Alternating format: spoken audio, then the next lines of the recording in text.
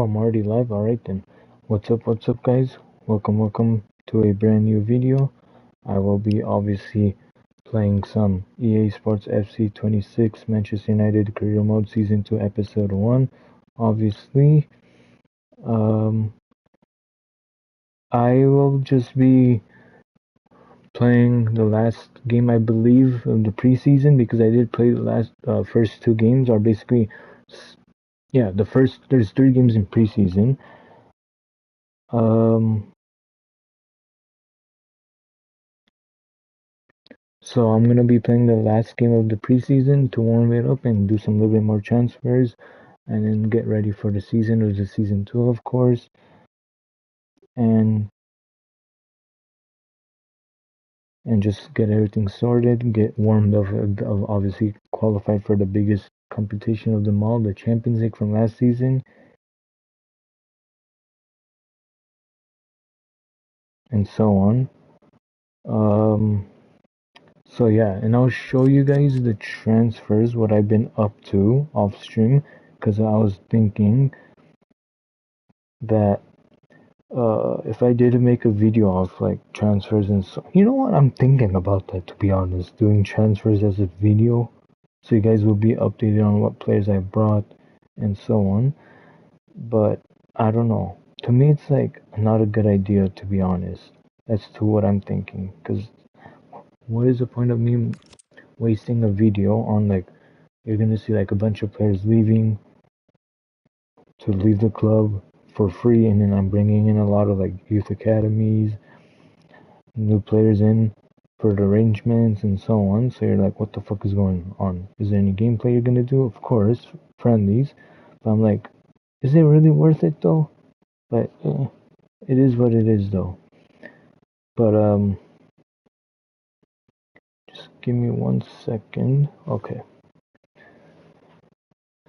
So here's the team. Obviously, I have Nico Williams.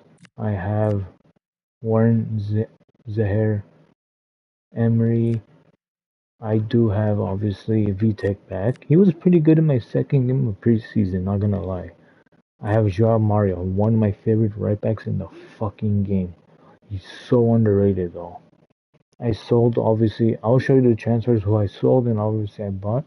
But yeah, obviously you guys know I bought Ronald Araujo from the January transfer window, from the live standings, live scores, and start today basically. And I got Lewis Potter for Luke Shaw's replacement, a younger, a potential, and also he's British because I have to do that.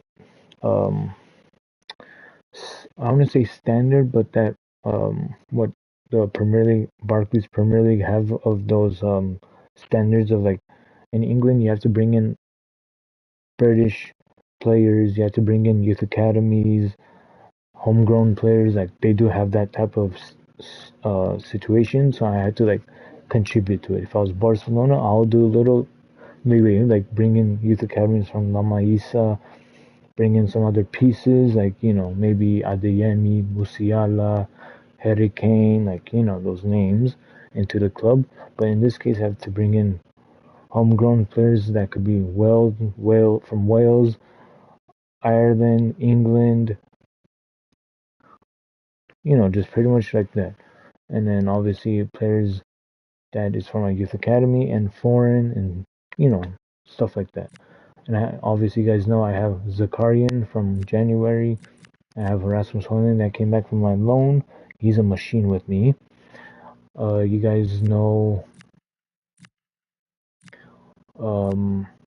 I brought in a youth I wouldn't say youth, but Argentinian goalie from the Argentina League, Bray. I did bring in Watson. I think it was for, I believe, Sancho or Rashford's replacement. And I did sell Rashford. I had to because realistically, I know Michael Carrick wants him to come back if he gets the job in Manchester United next season. That's if. But yeah. And then I got Hill for Maguire's replacement that left for free. And then I got Gomes as real life that we were scouting, looking at him in Wolves. So I'm like, let me bring him in. And yes, I'm selling Bruno Fernandes because at this point he's kind of mad at me I wouldn't say mad, but it got to a point of he wants to part ways with me. So, and I'll show you guys the proof right here. I gotta be honest, I'm not happy with how the negotiations were going. I didn't want to give him a contract because he is a 31, 32-year-old Bruno Fernandes. He's still good at his time, like at his age, at his peak, but it's just like, think about it though. I know I need the veterans. I know I need that little push for my players, but what's his name? Mateus could probably take that position to the higher level, and I could bring in a younger player or a younger veteran player, like maybe Mora, maybe Fermin Lopez off the bench to a starter role, maybe Goulet, maybe Xavi Simons, like, those type of pieces to come to my club, be ready to go with the bench starting role, like off and on, compared to just Cunha sitting on the bench from last season and so on. So that's what I would pretty much say. And I've been trying to sell Bruno and show the world, like European clubs or Saudi clubs, that Bruno's still on the radar of transfer list. It is just I'm trying to prove it to them of saying like, hey, he's performing good in preseason, so it's like you can have that step. You know what I mean? But if they don't want him, then I have to keep him. So yeah, this is the last game, guys, and I think I'm on a roll in the preseason. So we pretty much, yeah, let's do it. And if the mic is kind of messed up, I've been trying to get or look around for some good mics. So the deal is done, if it's and we're just anything messed up moments away in from this his video, debut. I'm The sorry about stage that, is guys. set. Can he live up to the frenzied expectation? A warm welcome to you, and thanks for joining us for another I thought he game was with live his on EA TV. former club. I'm Guy Mowbray, your commentator, with the For a professional second. view provided by Stuart Robson. Shit. We have action from the final game of pre-season on the way for you. It's Manchester United, and they take on Real Betis. Well, both these teams will be looking for a strong finish to the group stages here today in what has been a really good tournament so far. Certainly the quality of the football has been excellent. Just hope that's the case again today. Here's how Manchester United line up. Well, it's a 4-3-3 formation with a centre forward and two wingers. And So Bomo, it's stay on. important that the midfield players give support to the striker whenever the ball goes wide. They can't allow him to be isolated. Hold on, chance here. A chance yet to appear. And Bomo! Goalkeeping. He's so quick to react there. Brilliant stuff. I was panicking. Delivered into the box.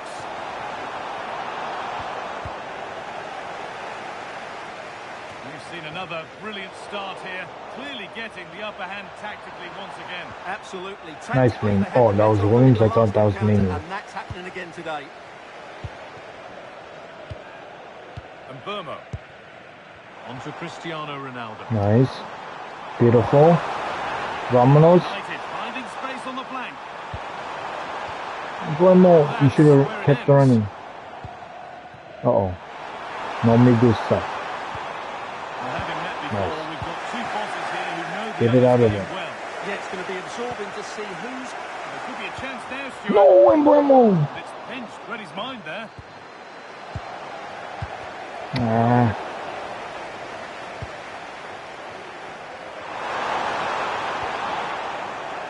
Alright, give me a second. I'm fucking panicking, guys. Calm down.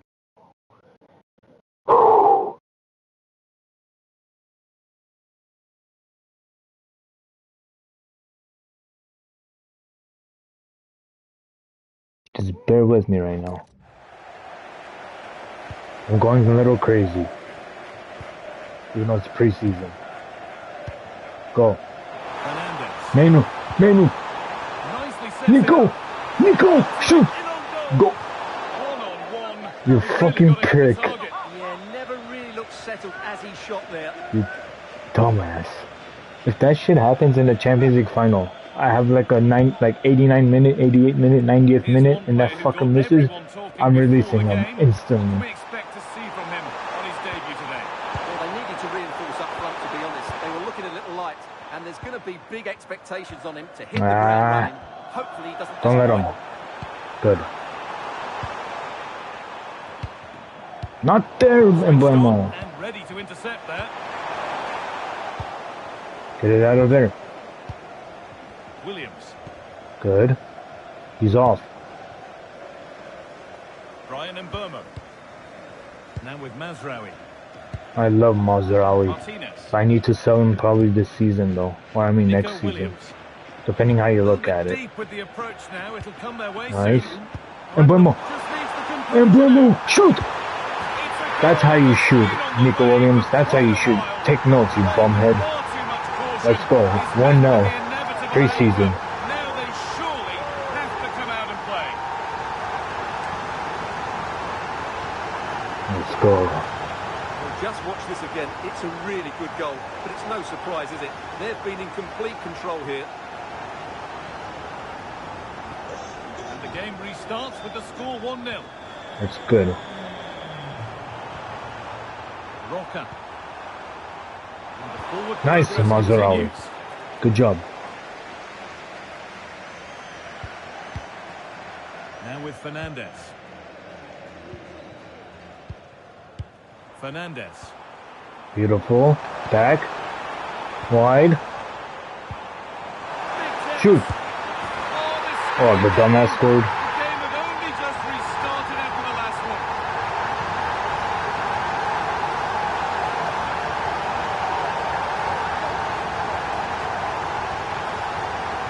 Well, here's the replay. He's got such quick feet, hasn't he? Just look how he goes past his marker to get his shot away. That's a really good goal. And the lead is now 2 as the game restarts. Oh, what the? Not on my watch. That's not a penalty. Cállate, mijo. Cállate. Nico Williams. On to Cristiano Ronaldo. There you go. Go, Nico, go. This could be dangerous. Go, Nico, go. Sounds like I'm his dad. Go, Nico, go. Chance this. Bruno Fernandes. Now. Viva Fernandez, baby. Speed so far. And I'm selling him too. That's the funny part. The thing is, like, I honestly, I talked to the club owners and myself when we had a conversation. I was saying, if we keep him, we can't have any depth into the position of central attacking mids and also other positions around the club in the lineup or bench. But I'm like, he is a very good servant to the club, yes.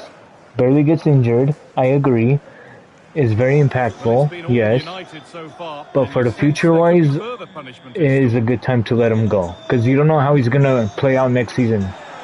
Or this season, if I keep him. You know what I mean? What if the stats is like downhill, downgraded, and it's turning out to be a very bad season for him. So it's like I'm going to lose a lot of money compared to this season. Such as, like, for example, if clubs are offering, I don't say like 98 million, 99 or 100 or 95. What if next season it'll come by dropping to like 65 million, 70, or to a 45 million? I lost that amount of money this season, what they're offering compared to next season. You know what I mean? So I'm like thinking outside of the box and ahead of time of what is the best chance of me getting a lot of money for a player compared to cheaper amount. Because the later on the cheaper money you get of a player in your career mode, the worse time it is to sell. That's what I would say, in a way. Like, think of this.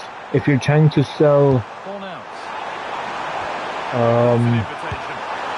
I'm trying to think, like, what club would you guys try to be? Like PSG, Dortmund, Bayern Munich. If you're trying to be PSG, for example, you're trying to sell Vitinha, for example, and Bayern Munich comes through, Barcelona comes through for an offer, right? And I say, let me get this out of the position if I can. Okay, let me get this out of the way so I can keep talking. Okay, so what I'm basically saying is, like, think of this. If Barca came to an offer for you guys for Vitinha, for example, like 130, and then he has an awful season 1 or 2, and then next season Bayern Munich comes through with the offer saying, I'll offer you guys 110 mil or 100 or 95. Why is that a reason? Because he had an awful season, or maybe he didn't have a good season compared to his first or second season, depending of his uprising to little downhill or whatsoever.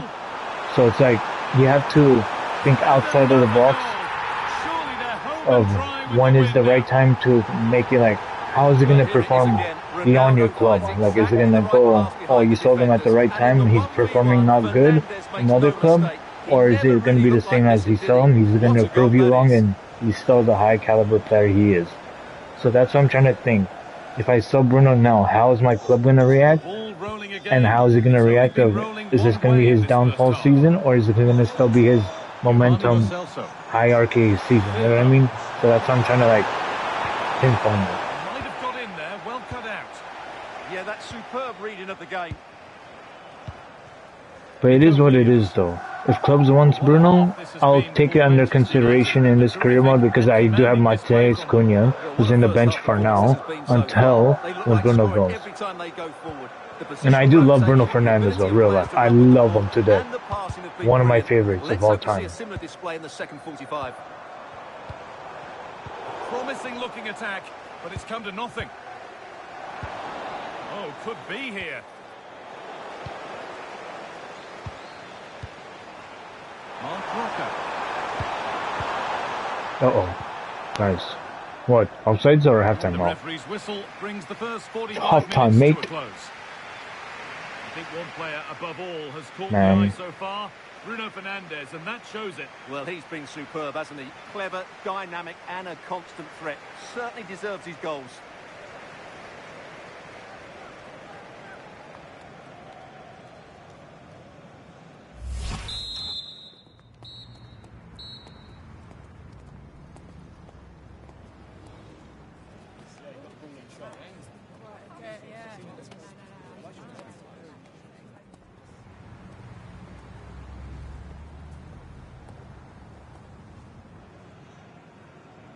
Okay, so in preseason, guys, usually what I do is I take out pretty much everyone. Usually. But this is the last game of preseason, so I'm gonna keep basically everyone, except if they're like Mainu's type of health, I'll take them out so the bench player can get some momentum going and like, you know, their fitness going for the game day of the season, you know what I mean? So let's do that for now. And I always, like for me, I don't take preseason very like serious because it's only 3 games. What are you gonna do with the impact of a squad of like 30, not 30, like, yeah, like 32, 36 players within 3 games. They have to choose 22 people or 24 people depending on how many players they want to use. So that's, I'm like trying to decide each game who should I bring in, who should I take out, and so on. Bruno! And Bruno! Oh. Well, goal kick, just as it was looking really promising. Yeah, they've missed an opening there. But I'll see how Bruno's doing, though. If he's doing good, then I'll keep him. But then Cunha has to be off the bench regardless, for now. Really nicely played. What can they do with this now? You motherfucker. Ay, puta. Looking attack, but just unable to take advantage. Ay, ay, ay, mijo. You can put all the speculation to bed now because Spurs How's that the signing over the Aye. A good move? It's stupid, got a real though. bargain here. He's such a good player, and he brings so much to this team. I conceded because of that fucking free kick foul. Ay, ay, ay. 5-1 or 4-1. Underway, 4-1 now. Burma. Now with Euro. A lovely position to be in, keeping the ball and keeping the lead. But the pickup with Nicky Williams was interesting because I'll tell you what my tiers were, my A tier, B tier, and C tier signings are for left wing. So A tier was obviously Vinicius Jr. based on realistic that he was potentially going to be, well, I wouldn't say potentially, he will be leaving Madrid. There's Rodrigo, who was going to be leaving in the summer transfer window last summer. Like basically this season, but in the beginning of the season, basically in July or August because of the game time that he was having under Xabi Alonso. And obviously I took under consideration of Adeyemi, I took under consideration of Martinelli, Kai Havertz, I took under consideration of what the fuck? That was stupid, bro. And I took under consideration of Nico Williams, and then obviously now I have, you know, Nico Williams. And Nico Williams was cheaper. I'm not saying I went for a cheaper option, but compared to the differences of the left wingers, there were like at least 60, 40, 80 million difference. So it wasn't that much off of like going from 180 to like 120. No. I think I paid Nico Williams like 130, 40 mil, I would say. So it's still like a good amount of fucking money to pay. But he is coming to a new league. Not new league, a new club with new faces and trying to learn obviously the language. Obviously, maybe he doesn't know English, but you know what I mean. Like trying to learn the new teammates, getting familiar with the weather in Manchester and so on. So it's like he'll get used to it because there's no impact of a player can impact instantly the first day unless if he fits in the right system. Yes, it'll take time.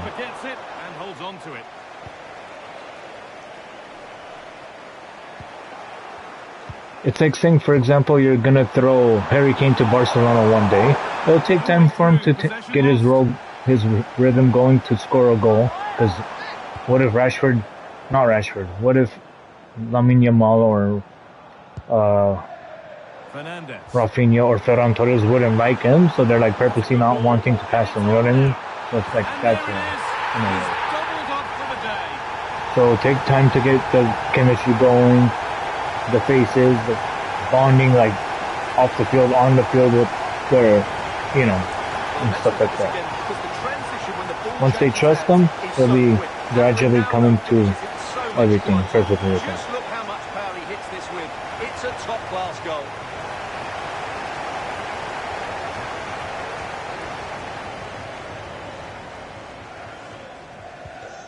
Seven goals in the game now then, 5-2 as it kicks off again.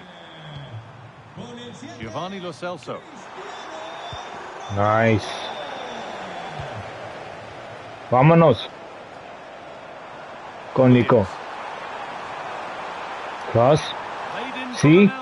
I perra. He's managed to put it wide. Yeah, but the defender made it very difficult for him in the end.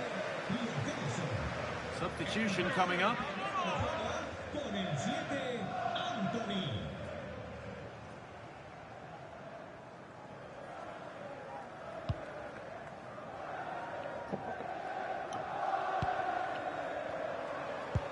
Uh-oh. No me gusta. No me gusta.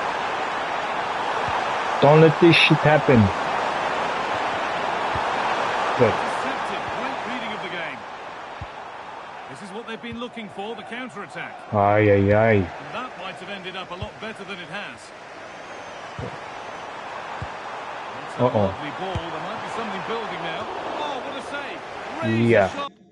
Let me do all my subs, honestly. So let's do Ronald Araujo for Euro. Let's bring in Lewis Potter. Not Harry Potter. Don't think of Lewis Potter as Harry Potter's brother. Come on now. It's not like that. I know you guys are like, I wish it was, but no. It's not that easy.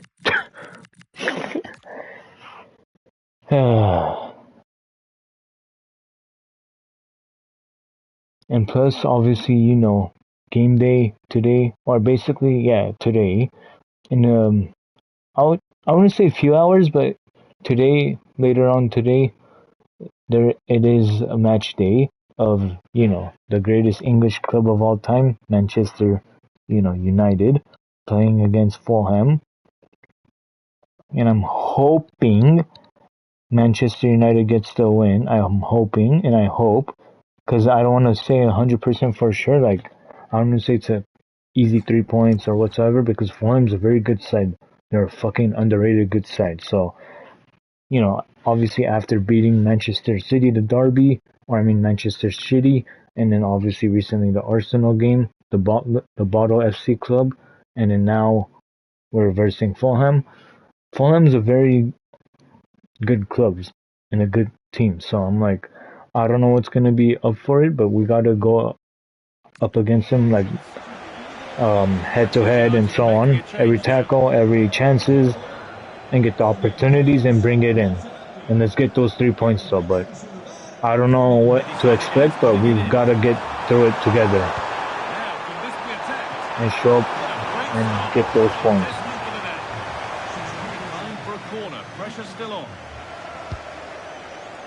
And sadly, it's not on TV though. I wish it was.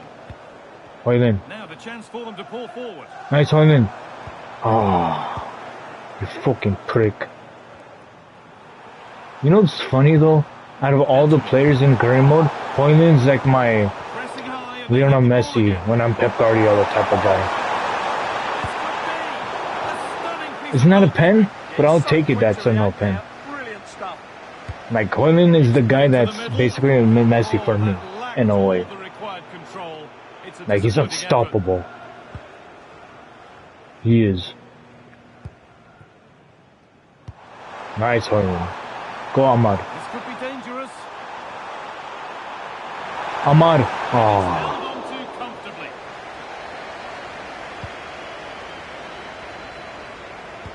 Nice. Ay, ay. 10 minutes left.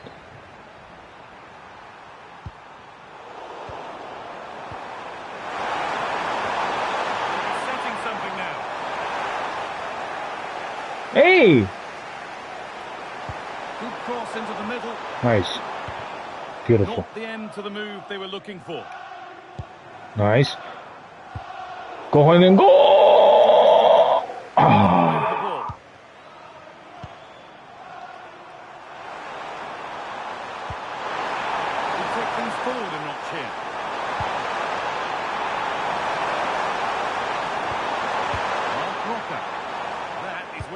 Nice. Beautiful pass. What a good touches. 1-2 touches. Beautiful link ups. Keep it in! Oh my god, that was in. It's not clear yet. Ah, Zakarian. Well, they've done the hard Come on. work, it seemed, but no end product. Anthony. Get back. Get back, get back. And to go a long way with this. Delivered into the Keeper, box. keeper. Good. Well watched by the goalkeeper. Read the flight nicely.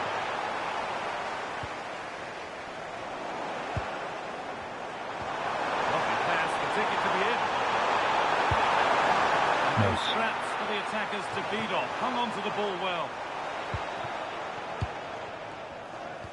Nice. Middle. Beautiful. Ahmad. There's Cunha. Ahmad. Ahmad. That could be in. Ahmad Diallo. Oh, Ahmad. Oh, Ahmad. You are such a fantastico machine. I love him. Well, just look at this again. The speed of counter-attack is so impressive, and his movement so clever. You know the thing is, throughout this whole preseason tour, obviously you guys only seen this game, but realistically off stream for the first two, throughout the 3 games, I would rate this play style, the tactics, the 1-2 passes with the players of my new players, and how I played this game in with the first 2. Out of 10, how would I rate this so far? I know I'm going to be bluffing, and I know you guys are going to be like, okay, shut up, don't be too over dramatic. I would honestly give this maybe like a 6 or a 7, like a 6, 7, or 7.5-ish, I would say, about. Because the What's up? How you been? How's it going? Like with this team of season 2, the first 3 games of preseason, and I think I won the preseason tour. But the way how I'm playing, I would give it a 6 to 7 or 7.5 rating as of right now, because there's more improvement to come with this, but there's obviously challenges within it. But I still need to bring in some new players though. And yes, I'm in Champions League finally. Fucking hell. You ready for tomorrow, bro? So what is my strongest start? Good, bro. What about you? How have you been? Oh, I'm good. I'm just chilling.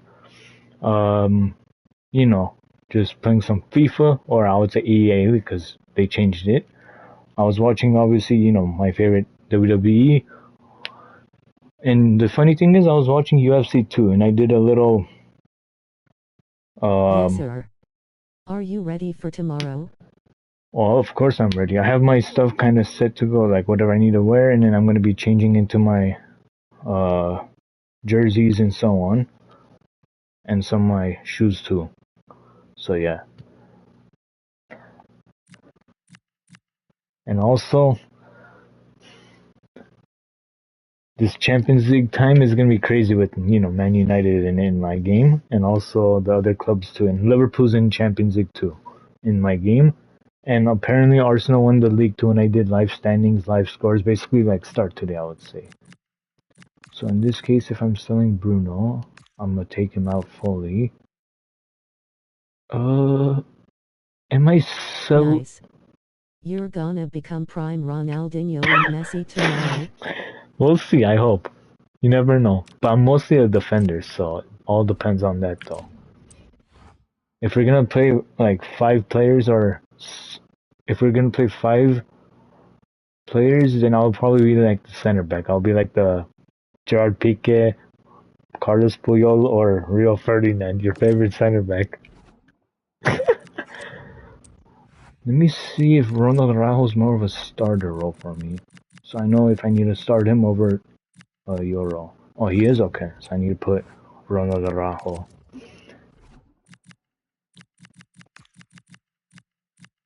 And then obviously I have Zaire Emery in my club. I do have Nico Williams, obviously Ronald Araujo. And I'm still trying to sell Bruno to get a cam. So you're gonna be like your favorite center back Virgil van Dijk? Fuck no. Nah. You mean Harry Maguire? I'll be the slab it. I'll get the corner, put it back in the net,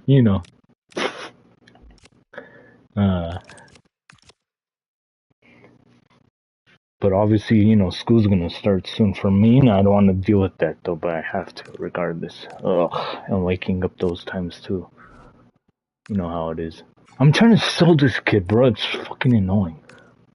Why am I wait. No, I'm not loaning you. The fuck? No.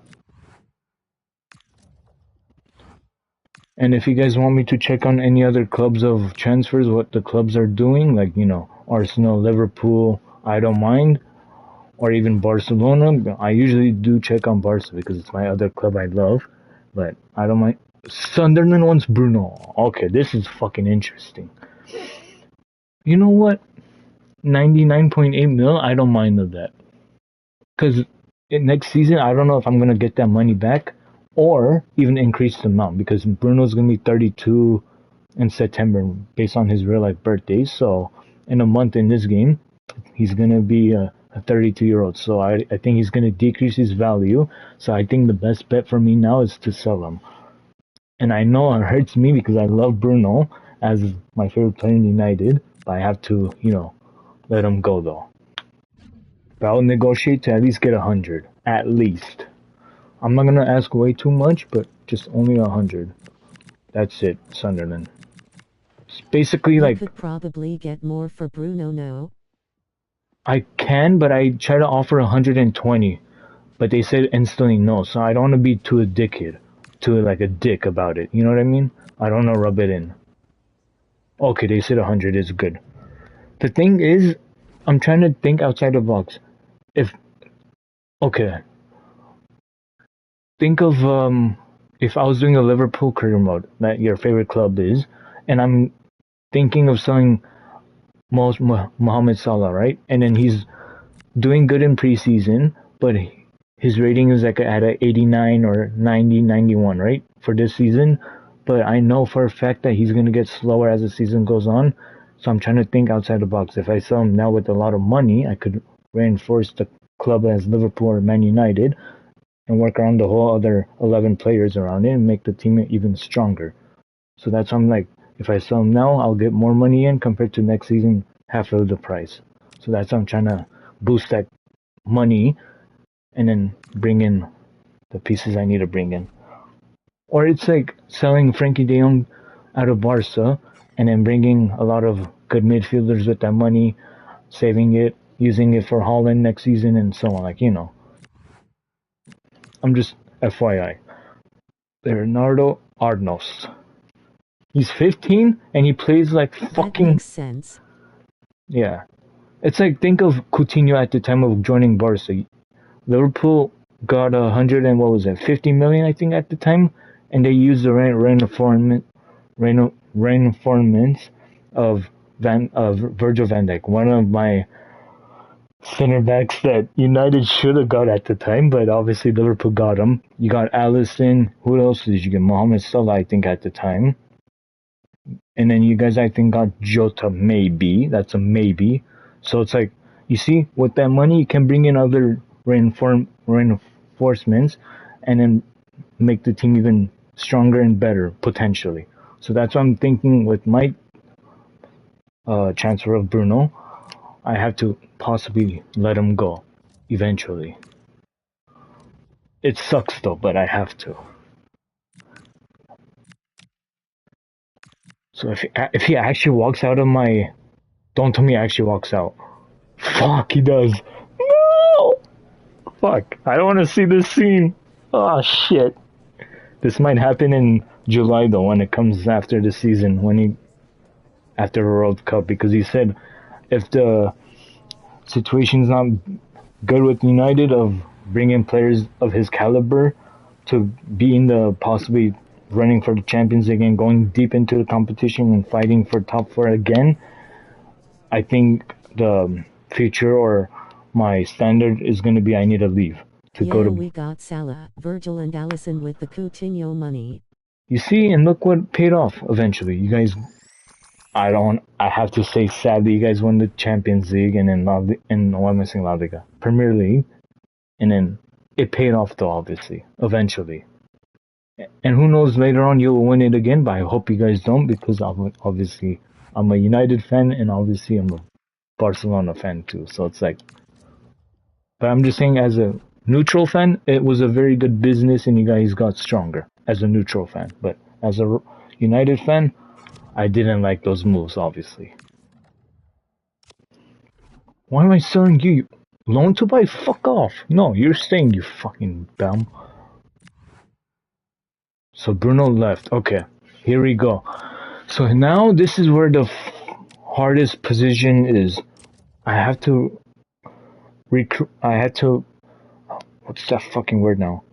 Recruit or scout one of the best options now. If I fuck up this transfer, the Bruno's replacement is like long gone, hardest to find after this. So I have to do perfectly the best recruitment. If Liverpool takes my player, that's it, Liverpool. I'm gonna trash you every fucking time, because realistically, Liverpool loves to take our scouters of players that we usually scout.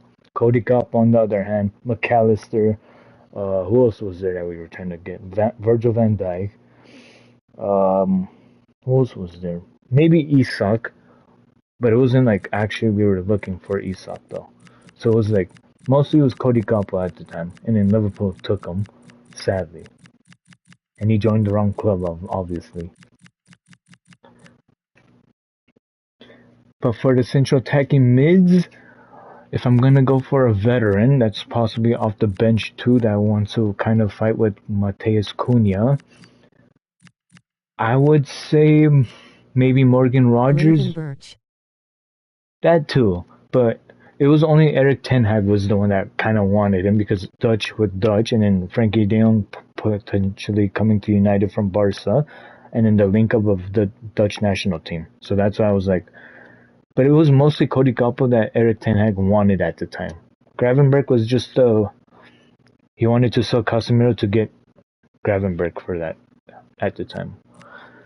Morgan Rogers would be good, but I know he wants to start though. There's Carvalho. That's basically a Portuguese for a Portuguese. Bruno leaving and then Carvalho coming in as a bench for now. And then that's my first two. There's a third one that's obviously, where the fuck is he? Where is the fucker? Cole Palmer, because realistically, apparently the scouters are saying that we're looking at him. So, and there's Xavi. The thing is with me with Xavi Simons, I never used them in career mode, but I do play with like a position-based football, so it's like kind of tiki-taka. But I wouldn't call it tiki-taka based on Manchester United career mode because they don't play tiki-taka, so I would say position-based. So, and he would fit in the system to off the bench if he wants to be off. So those are my three. You have. I could possibly bring Kvaratskhelia, but he wants to start, of course. You have Kang-in Lee, who's another good player. There's a lot of fucking good options to bring into this, but the thing is, I have to choose one that would possibly fit Bruno's footsteps, basically, like his shoes. That's the hard part I need to find. If I fuck up them, it's basically, think of this. You're selling Pedri, or you're selling Yamal, or Salah, and you're trying to find that player's shoes or footsteps for the next player you're trying to bring in. That's how I'm trying to like deeply see who I can bring in and get it right. If I get it wrong this season, this whole season's fucked. So I'm like, I have to actually look at it detailed, precise, magnifying glass, like to the last inch. Cole Palmer would be out of its world, the transfer, if I could pull it off, but that means he needs to start over Cunha, and I don't want him to do that to him.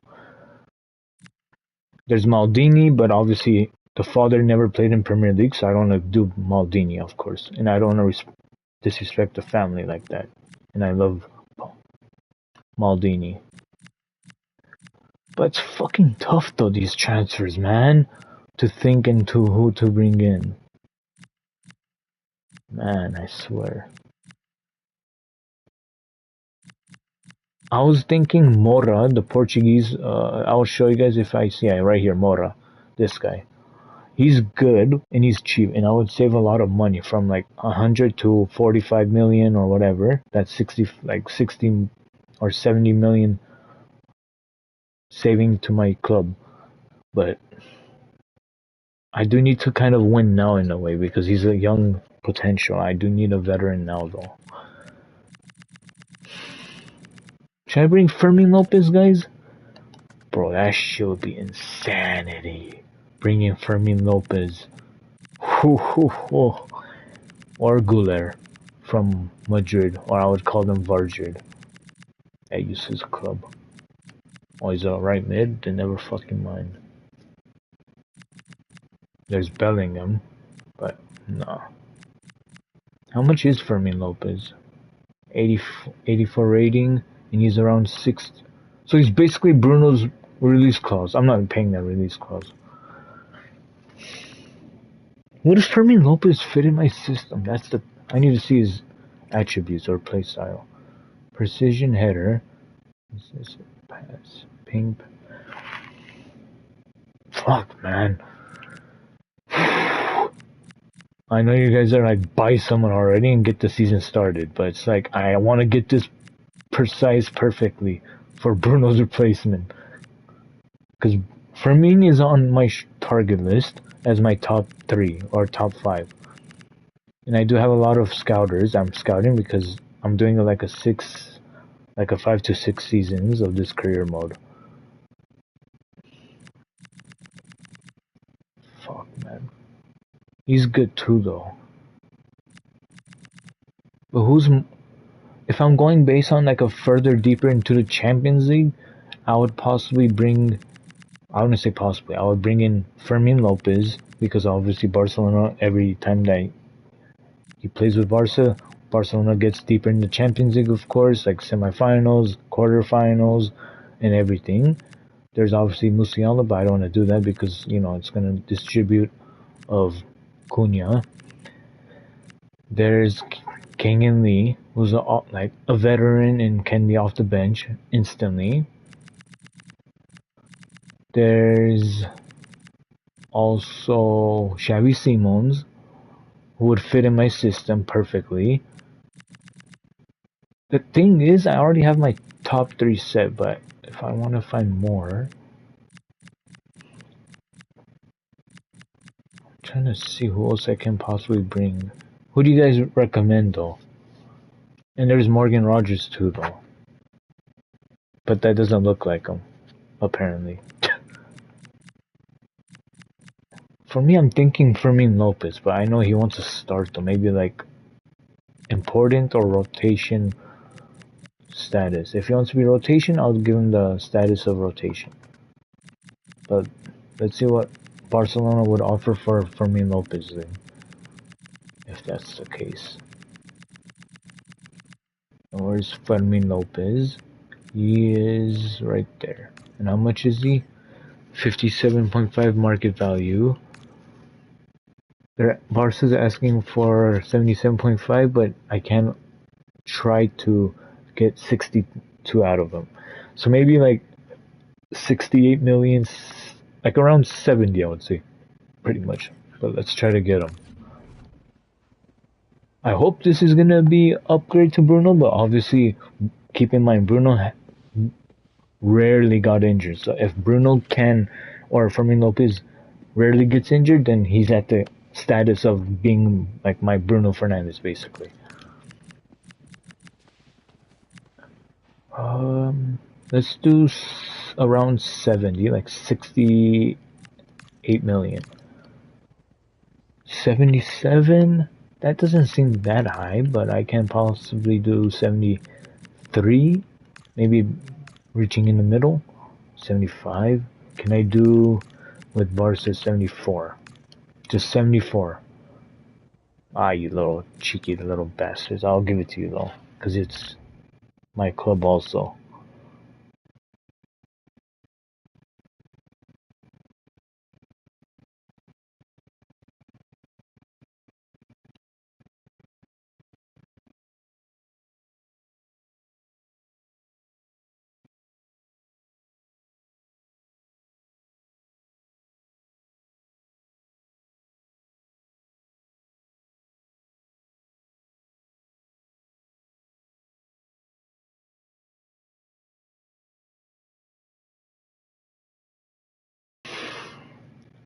The thing is, like, I did see 113 million remaining, so I can't possibly do another sell to buy and then bring in someone bigger name. Like if I sell Martinez, I can push Ronald Araujo to the left side of the center back. Wait, if I hold on. If I sell Martinez, even though the thing is, I don't want to mess up my team too much because this is basically from. This is my strategy after preseason. Any signings I do after is last minute signings because once the season starts going and the players are not fully fit to the season, my whole chemistry is gonna be fucked later on. So like I understand the Bruno Fernandes, I sold him after the preseason, but that's not a last minute signing because I've been trying to sell him throughout the whole summer of preseason, before the preseason, so on. So it's like that one is an exception of like, I'm trying to sell him, and I was trying to play preseason games without him, so it's like kind of in the situation of that. But definitely next season is gonna be a center back for Martinez replacement, so Ronald Araujo could push to the left center back, and I could bring in a bench center back or a starting center back. But I know Yoro wants to be a starter soon, so I'm gonna try to look for a veteran center back that's like kind of pushing to be a starter, but mostly a bench, if you know what I mean. And I'm bringing obviously Fermin Lopez. I'm trying to think who else I can possibly bring into. Left back, I'm good for the future. Dorgu's gonna stay there throughout my whole career mode. Mazraoui, I do need to look for a new right back because he's like in the 28, 29, 30-year-old range area, like the station area. Laumens is good. Martinez, next season I need to find a new center back. Ronald Araujo is gonna push to the left side next season, but for now he's gonna stay on the right. Emery's gonna stay. Mainu's gonna obviously stay. Cunha's gonna stay. I do need a new striker soon, and I did loan a striker that I brought. And Buemo, even though he is good in his prime right now, but he's good for now. So basically, next season I need is a center back and a striker, and center back and a striker looks like pretty much. Yeah, And that's pretty much it, guys. And I know you see Hugo as a striker in that cam position in the bench, but I'm obviously getting Fermin Lopez, so hold your horses. Alright, let's negotiate to Fermin Lopez. And we're actually looking... Oh, fuck, he's crucial. The thing is, I respect that of him because he's 84 and he wants to be a starter of the club. But I do have, keep in mind, Cunha, and he's a crucial too. So how am I gonna do that? Then every game I have to switch off Cunha for Fermin, so that's gonna ruin it. If it was important, I could work with that. But crucial, I'm sorry, Fermin, I cannot. I'm sorry. Fuck. If it was important, I would have instantly accepted it, though. But I just... Now I have to see what type of player I can bring in now. Can Guler play Cam? Or Brahim? Oh, okay, Brahim can. Wait, he's in... What the fuck? What the fuck? There's Ramsey, but he's young though as fuck. Oh no, not young, but he's 72 as a 23-year-old. So I need a central attacking mid. That pretty much is a veteran too. That could be off the bench or a starter. But mostly off the bench. Mastantuono. He's 8. The thing is, I don't want to get young players like Mastantuono. I mean, the thing is, like, those type of ages, if it's like off the bench, okay. But I need players that's like potentially young, as of, think of like Embuemo, like 26, 25, 27, like 25 to 26 off the bench, but they're off the bench rating that can push for the lineup soon, like that type of. Think of like Amad Diallo basically in my club, who's young, getting better, and as his prime years gets to a limit of 25-year-old, 26, 27, he's gonna be like 85, 86, 87, or who knows, 89. Then he'll be a starter. That's what I'm like basically saying. I want someone that's like in their young youth years. Soon, when I get them, they're gonna fight for the lineup, and then someone like that. Like basically Bellingham. In a few years, when he's 25, he'll be like a 90. Why am I saying 97-year-old? 97 rating or 95 rating, and by 25-year-old in the third season, fourth season, like like that. I'm trying to think. Guler can play Cam. He's at 85. That is a good rating, though. I'll give him that. But does he play tiki-taka style, though? Whip pass? I don't want to buy too much players from Vardrid, though.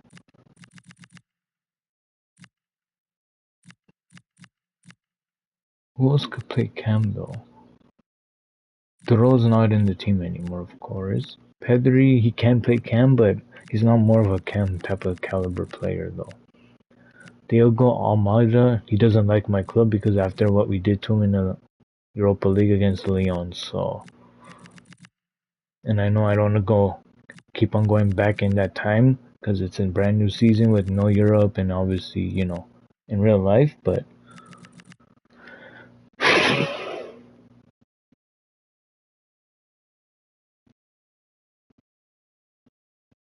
I'm trying to think, like, what other pieces can I bring in, though?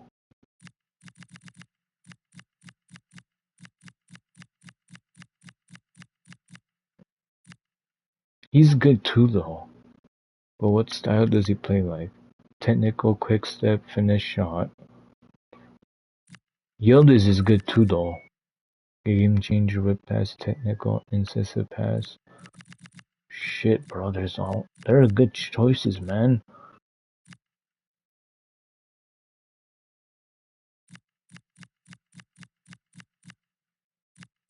Fuck. I feel like most of this video's been like I'm looking for a central attacking mid. And I need help with that.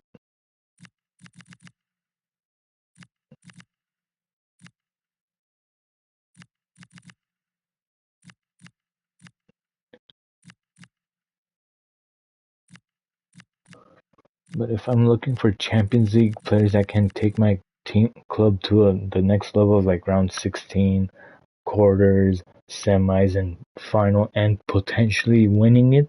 And the only reason I'm saying potentially is because I don't want to say like 100%. Oh, I'm gonna win it. I'm gonna win it, and then I get out of like the quarterfinals. I'm like, yeah, that karma my ass. Like, you know what I mean? I'd rather say potential. So it's like I have one of the 36 chances of winning because there's 36 clubs in the Champions League, and then I'm only one club out of them. So it's like one out of the 36 clubs that potentially can win it, obviously. He's 77, but he's 23. I don't think that would work. I think for me would have worked though off the bench for now though. And then when he was ready, it would have been ready though. I'm trying to think. Who else?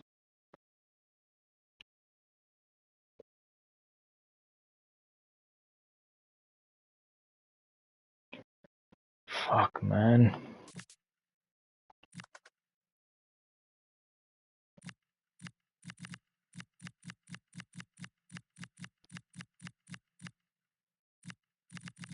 Okay, if I'm going based on Champions League players to help my club, Firmino would have been the best choice. I understand. But he wanted crucial, so how's that gonna work? You know what I mean? Because I have Cunha, who's a crucial, and then how's both of them gonna play at the same time? So that's why I had to like work with one and go from there. Okay, Mastantuono is 18, but he's a future. But he's not kind of like a future slash right now. But he is worth 44 around, and he has only one play style, and that's dead ball. Goulet has an inventive, finish shot, incisive pass, whip pass, and technical.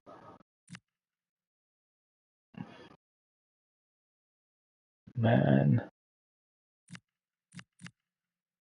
I'm like leaning towards Goulet, but the thing is with Goulet, it's like, isn't he more of a wait? He's more of a assist person though, and I don't mind using assist of Goulet like more of a playmaker role because Bruno is more of like a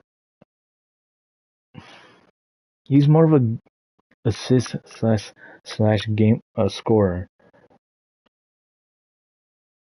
but he does create opportunities though.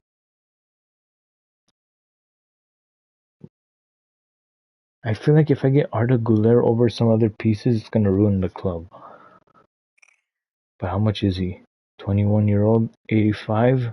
That seems a good rating for a 21 for my club to come in. And when I give him his new contract, 22, 23 with the 87, 86, 88 overall.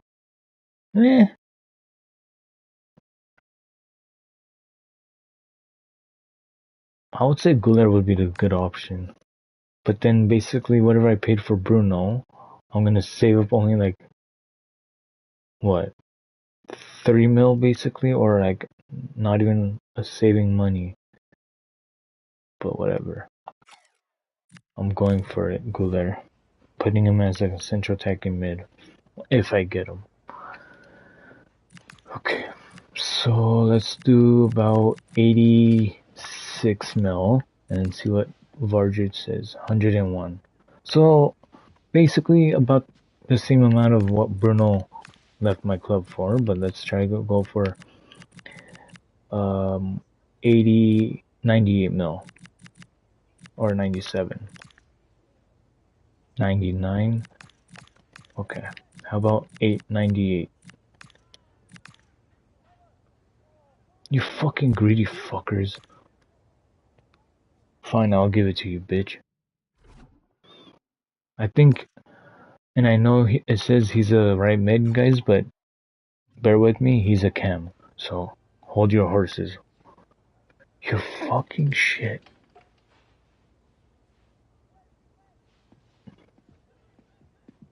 Okay.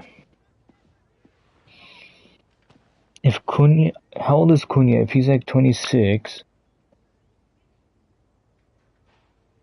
and he's already used to my club of Bruno like replacing like off and on, and he was in the bench usually last season because of Bruno. And Goulet is gonna get even, I don't want to say better, but when he comes to my club, he'll be even better. And Cunha's gonna be within like 2 to 3 seasons because already in the first season, we got him. So this is the second season of the career mode. So he's 26, I think. So I'm trying to think, would this deal work though? Because he is crucial, so I don't mind switching off like a lot of times both of them, and I do that realistically. I would go for it though. But I know Fermin Lopez was the transfer that I had to do though. This is gonna bite me out of my ass though. I know 100% this deal is gonna be biting me out. So if he's getting 175 currently, with the new transfer budget or the wage that we're doing with the current standard, we're doing like around 100 to 90 or like 130, 140. I know he doesn't want that much. He wants 200s. Can I at least negotiate to 160? I don't think he'll take 160. Oh, he would?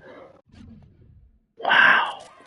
I'll take that. A pay cut in a way. I'll take it to join my club. So maybe he had some frustrations within the board of Vardriden. Maybe they don't want to pay him a little bit more or something. I don't know.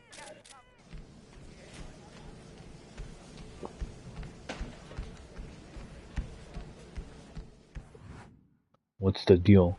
I know I paid a little over paying, but... Ape? Okay. Fantastic job. We got the best out of that deal. Okay. But 78 to a 94 is crazy what the club would be asking for. I hope he plays Cam. If he doesn't, I just wasted almost like 100 million for that fucker. I mean, yes, that fucker's a fucker. Okay, I'm with it. Please tell me he plays Cam. Oh, thank God. Okay. And he takes Bruno's number instantly. Oh my God. Oh, shit. Alright, you're gonna fill up a big shoe, Goulet. If you fuck it up, Bruno's gonna belt to ass your ass if he versus me. Oh, and plus I need to know what club I sold Bruno to, so let me see. Sunderland. So if I verse Sunderland and he gives me a 10 out of 10 rating, Bruno against me, Goulet, you fucked up. I ruined the transfer already for you to come to me. But now let's do team management and take out Hugo for obviously Goulet. And I know, like you guys see, oh, you have Ahmad as a right wing and Goulet as a right mid. What does that make for your club or your situation? So Ahmad is still my replacement for Mbema. Like, you know, one is tired, one will come out and one will come in for the wing. Ahmad is my wing, and then Goulet is my cam that I'm switching to. So erase whatever you see on the screen of right mid and put it as a central attacking mid within 2 weeks in my career mode. So once that 2 weeks he develops into a central attacking mid, that's his position from now on, basically. If he does good. Keep in mind, I don't play favorites. Even if you see, even Bruno. I love Bruno, but I had to let him go, though. So I'm not playing like favorites or anything. With me, my club, no. This is not favorites FC. This is ruthless aggression, Sir Alex era back to this club again. That's what this caliber club needs. And that's what I'm treating this club as. If someone's not contributing, you get benched, how Sir Alex would do, and put the other guy in the lineup, basically. Like, think of Berbatov. If he's not contributing to the club and not doing what Sir Alex is telling him what to do, that Berbatov is going to come out, and obviously maybe Wayne Rooney is going to start over him in the striking role, and then obviously maybe Giggs will be the central attacking mid, or Beckham, or Scholes, or Ronaldo, like, those type of names, and then stuff like that. I'm just throwing names, obviously. I'm not those, like, this generation of managers of, oh, even if you're playing shit, you're still in my first 11, this, that, whatever. No. If you're not fucking contributing, you're gonna be questioned, and a lot of people's gonna criticize your ass. But let's get this season started. I need to eventually. And I do want to see how and PSG won the Champions League, guys, back to back. I know it's sad. They're like right behind me in the Champions League, and I cannot let them do that. Think of this, think it would be the worst time and the worst feeling I would get in real life that you'll see PSG fan base and the club beating United in the Champions League. That's how far behind United is of being in the Champions League. You can't even get past of the semifinals for a long, long time. I would say the last time we were in the semifinals or even the quarters was with Rashford. I think Ole Gunnar Solskjaer when we beat PSG. We barely lost to Barcelona with Messi when Smalling almost injured Messi that time with a broken nose or something. And I do remember that time too, though, when David De Gea missed that Messi's goal opportunity and he couldn't save it, and Messi scored on United. But I'm just saying, like, I'm gonna try to bring this club getting past those old times. Like, when was the last time United passed around 16? It would have been like 2015, for example. So it's like been a decade over, and we, passed it. And now we're moving into the semis. When was the last time we passed that? Maybe 2008 when we won the Champions League. So now, when was the last time we got to the final? 2008 maybe. I'm just saying that maybe as like a what if. So in this one, it would be 2008 would be my last time the club was in the Champions League final. And when was the last time we won it? 2008, and so on. So that's I'm gonna try my hardest to go deep into the Champions League, get as much clubs out of this competition. Like, for me, I'm the underdog, 100%. I'm not the favorites, even though United should be the top favorites, with Barcelona, Bayern Munich, Atletico Madrid, whoever's in the competition. United should be in there, but based on how the whole situation of the club is going through, to be barely in the Champions Leagues, where it should be always from now on the underdogs. And I'm speaking as a true fan of United. I'm not speaking as a how would I say this? Like a delusion, or if I was a delusion, I would have said, "Oh, we should be always the favorites because of how caliber we are and how historic we are in the Champions League." But in the past few years, we haven't basically been. We've been more in the Europa League, obviously. But I do want my club to be in the standard of winning Champions Leagues, winning Premier Leagues, because that's who we are. Yes, but obviously I want that. But obviously, currently we're not doing that though. But it's just my standard of where it should be. It is an intriguing league meeting that promises to be highly entertaining. So let's go. Two teams with plenty of quality in their ranks about to go at it. And who's to say which side will come out on top? It's Crystal Palace. And it always hurts me to see United getting scored on, losing, or tying. But winning, it gets me joy, but at the same time it gets me emotional too, because one, seeing your club winning, I don't say winning again, but seeing them winning and seeing your greatest manager of all time, Sir Alex Ferguson, smiling, being happy again, it just makes me happy again, seeing that manager happy, because the past decade of him watching this club and his team not managing how it is and where it should be, I feel it, what he's going through too, as the whole fan base, because we should always be fighting for the Premier League. Yeah, it does look like a 4-4-2. And it does hurt though. I'm sure they'll stay compact in their shape. They'll shift. I just hope we can keep this run going when though. They go forward, the central strikers are going to be key to hold the ball up while waiting for runners. I just hope. This is the team Manchester United will go with. Yeah, it looks like a 4-4-2, and I always think that this system offers a strong defensive presence all over the pitch. And in attack, you always have numbers getting forward. They've got quality out wide, so I'm sure the flanks are going to be used today. Nice. Oh, for a second, I thought he would give that as a penalty for a second. I was like, shit. Ah. Challenge.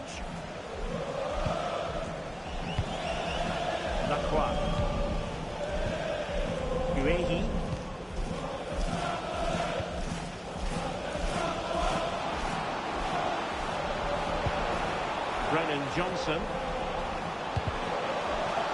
Isn't that off? Well, unable to bend his run, offside. And think of this, guys. It's like saying, like, for Liverpool fans, when was the last time you won the Premier League before 2020? And you guys would be like, the fan base would be like, our standard should be winning Premier Leagues, Champions Leagues, and so on. Yes. And that goes for United fans to saying that about their club. And obviously other fan bases, like Dortmund fans, would say, like, oh, you're bullshitting. There's no way it would be back in fighting for those trophies. But look at Liverpool. It took them a decade to be fighting for one and building their squad. And look at them that won the Premier League and the Champions League. And it hates me to say it though, but it's obviously a fact that they won it. So that's why I'm like, eventually, I'm hoping United does the same too though, to fight for it and win it. Because I want my club to be back where they belong, in the hierarchy, to be dominating in the football world again. Excellent ball towards the front post. It might still be problematic. Nice, nice. Ah, estupidos. The attack carried promise, but petered out. I really stood firm there, didn't he? Teammates available. Where's Dorgu? Because my left side was open. Don't let him. Good. Get up, get up. Vámonos, vámonos. Get up. Good. Zaire Emery. Good. Good. Good. Really well positioned. Why is he open? Kamada. Oh no. Intelligent threaded pass here. Nice. Oh, that's a super piece of defending. Mateus Cunha. Beautiful. Williams. Cutting in. Well, disappointing end to the move.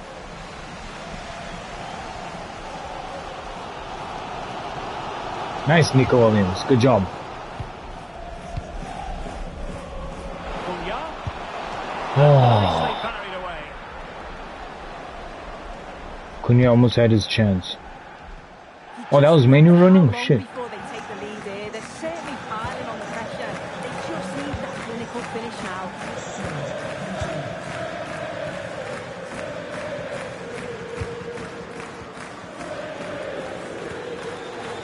Kamada. Mark Guehi. That's a lovely ball. Crossed into the penalty area. A deft clearance. Come on, let's get going. Go, Cunha, go. Yes, Nico. Good. Threatening. Well, that's a really top-notch piece of defending. They disrupted that really well there.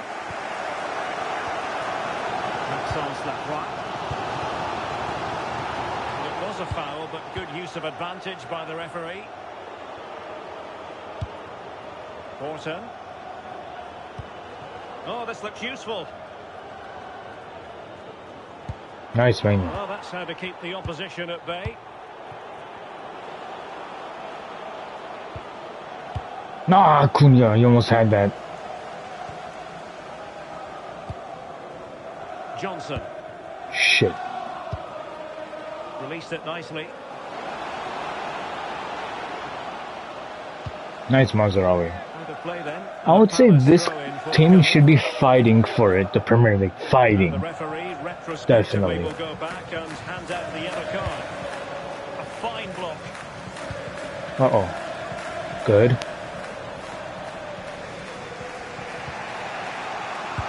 Good. Nico Williams. Where's that to? And why is no one running? Intelligently. Roman Essing. Onto Mateta. Nice, Emma. Ah, bad control. Failure That was to a keep bad the first ball by touch. United. Brennan Johnson. And Palace could be onto something. A chance to whip it in. No, no. What a save. Good save, Romans. That header was going to end up being a goal. So the corner played into the box.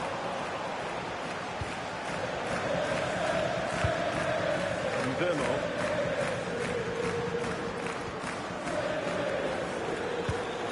Mazraoui with it. Ay, ay, The ay. Brazilians to shut them down. Get back, Mazraoui. Jean-Philippe Mateta.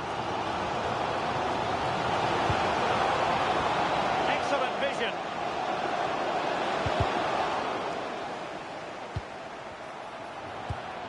Roman Essing. Is this the moment? Can he score? Fuck. I knew that was coming. This is the opening goal. 1-0, and they'll feel they deserve it.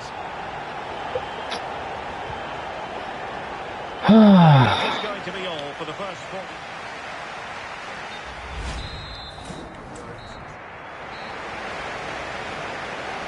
So the ball is rolling again. United might be behind, but still plenty of time for them. What can they do in the second 45? Williams. And here's Cunha. And Burmo. Promising pass. He Oh, wanted to take it cleanly and did. that should have been a goal. What the hell, Calafiori left Arsenal? Wow. Now with Essing. I don't know when, but he left. That's crazy. Maxence Lacroix. Now with Wharton. Happy to play keep ball, and why not? Yeah, it's just about keeping the ball now, isn't it? They're just trying to waste time now, So these much absolute talk about twats. a potential transfer, but it's potential no more. You see, look at them trying to waste time. Yeah, and I think this is a bargain. The club's going to be so pleased with their business. They're just really trying to waste time. And hopefully he'll start off really well. And he dealt with that ball played in rather well. Counter-attacking chance. Nah, you're off, you twat. Well, it's not going to Yeah, he's count. off. I knew it too. Quickly then. I just shot that for fun. But he still scored that though, that's crazy. Alright, Menu needs to come out because the manager wanted that. I need a right back. That should be good for now.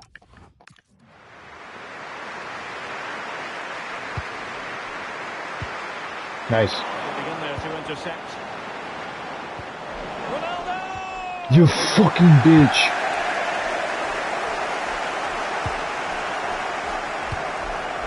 Brennan Johnson. Perfect challenge. I think most fans would be pretty happy with this man's display so far. Yeah, I'm sure the manager will be Ay, ay, ay, mijo. drill that into them, you know. Keep focused and keep playing through to the whistle. And it's certainly put them in a good position to go on and win this now. Come on, Euro. Wharton. Brennan Johnson. Marc Guehi. Fine build-up as they look to add to their advantage. A very effective clearance. Well, delighted to say, more Premier League action coming up for you here on EA. You're offsides. It's You're offsides. Palace facing Southampton. Who can he pick out? And defending. I'm getting fucking frustrated, bro. Bro, I don't want to take out Martinez though. Fuck. Can I do one more sub and for Ahmad for Mbama? Fuck, I can't. Whatever. As a unit.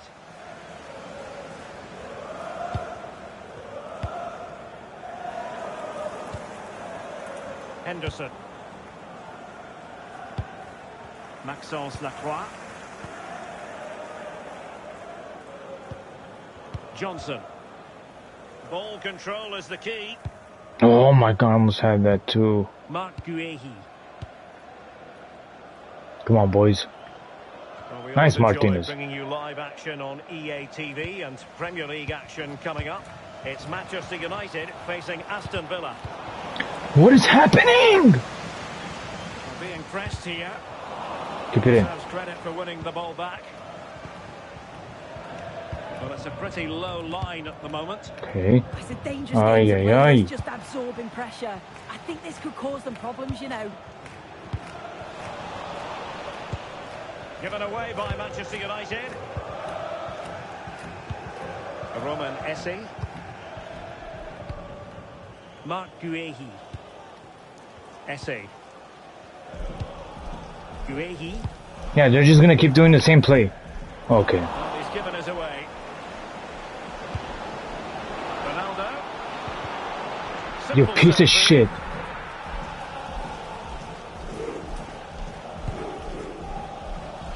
Well, we have 20 minutes left in this game. Maxence Lacroix. Pellegrini. On to Horton.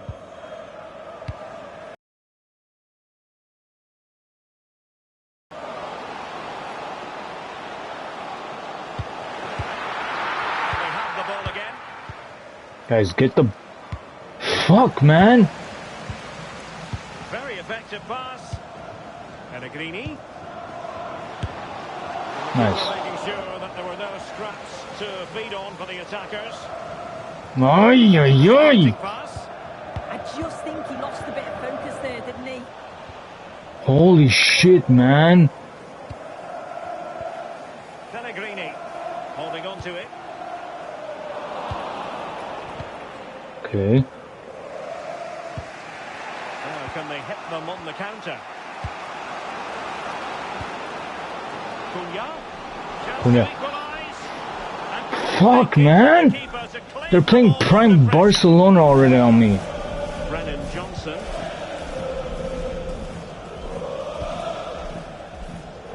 Intelligent defending. You cannot mess this up. You suck. You suck. You suck. Huge moments and the keeper dealt with it.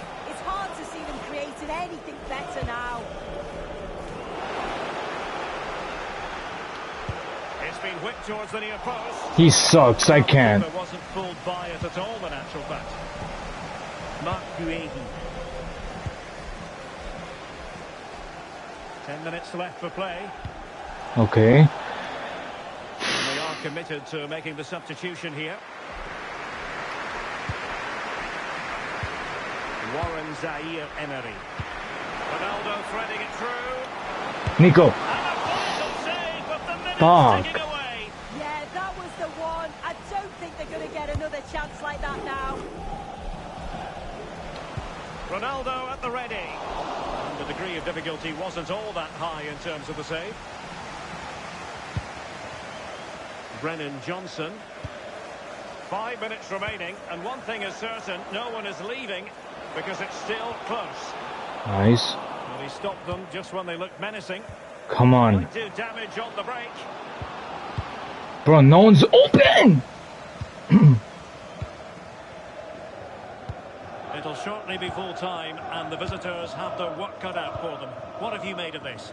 Well, they'll believe that they can get an equaliser here. They've been pushing, but sometimes you just have to go long, feed off the scraps and hope it falls for you. Succeeded in keeping it in play. Well, nothing like annoying your opponents when you have such an effective passing game. Okay, that's a fucking foul, man. Pellegrini. Pushing me.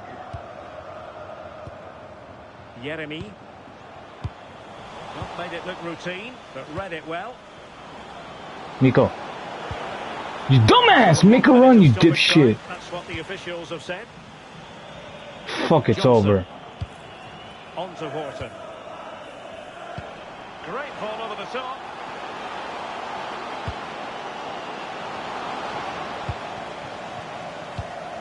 Fucking retard.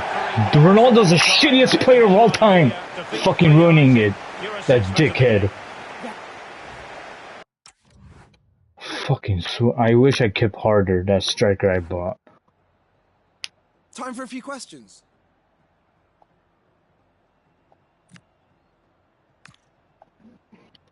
Son of a bitch, bro.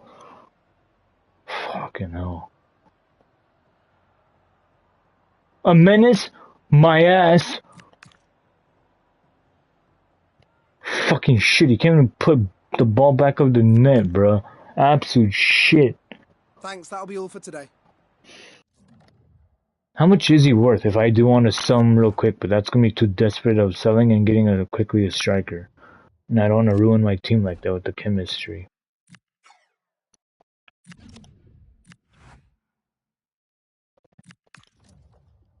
Son of a bitch, bro. I had it back in the bag, man. I had it. But nope. But I do have a new chemistry player, so it will take time though, even though I said that. Didn't I buy someone new or am I just tripping? I did buy Guler, but I'm putting him cam.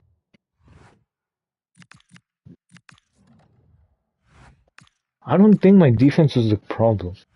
It was just my attack in the mid.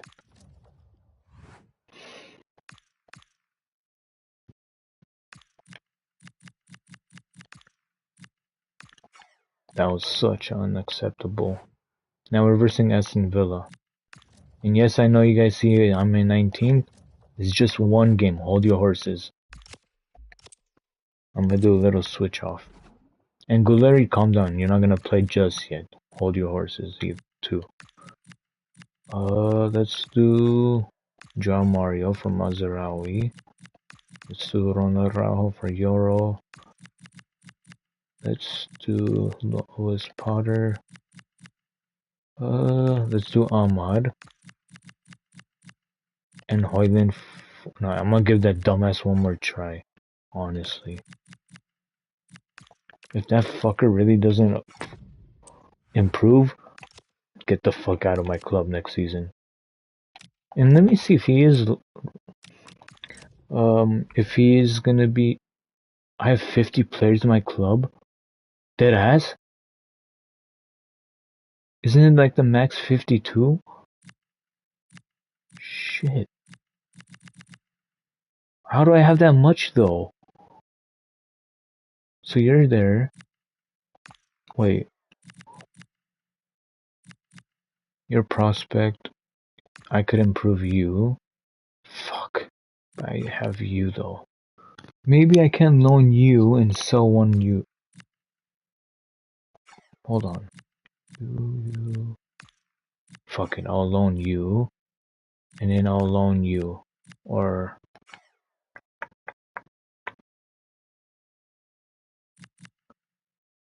One has to go though. You know what? You'll go.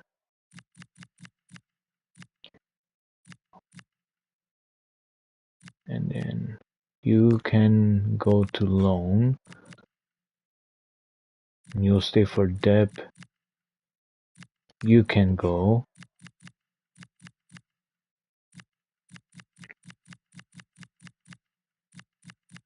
Oh, I do have a lot of center backs. Shit. I actually do. And then the goalkeeper. Oh, I do have oh my god, I do have a shit ton of goalkeepers too. Fuck.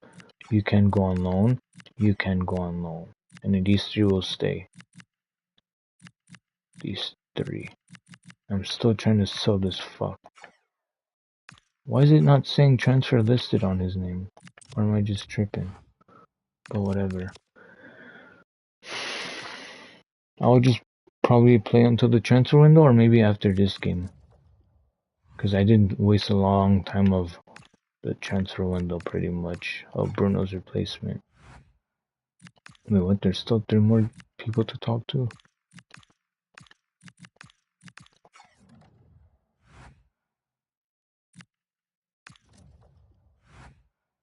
The fuck is it? I'm not changing my club.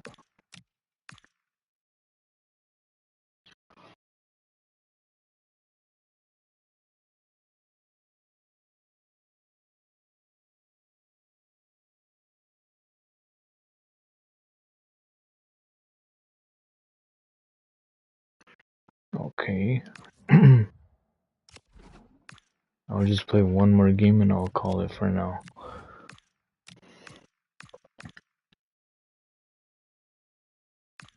I'm not selling Fletcher. Maybe I'm selling the other guy though, but I'm not selling Fletcher. Because his father is a club legend, so I hope the son is going to turn out like his dad. Loan to buy for the goalie? Oh, shit. Martinez is good though for this year, and the next season I can let him go. But Brentford's asking right now though. But next season I can possibly sell him for more money. The thing is, right now, I would reject it from Brentford and then let him go next season for Martinez. 2-year loan? Sure. Yeah, whatever. Fine. Sure. The Martinez one, I have to say no. Because I have my defense set up quite good. I'm not like desperate to sell him yet though. Is it a goalie? He finally... Wait, did he actually leave? Holy shit, he finally left. Yes! Finally, after like 10 transfers.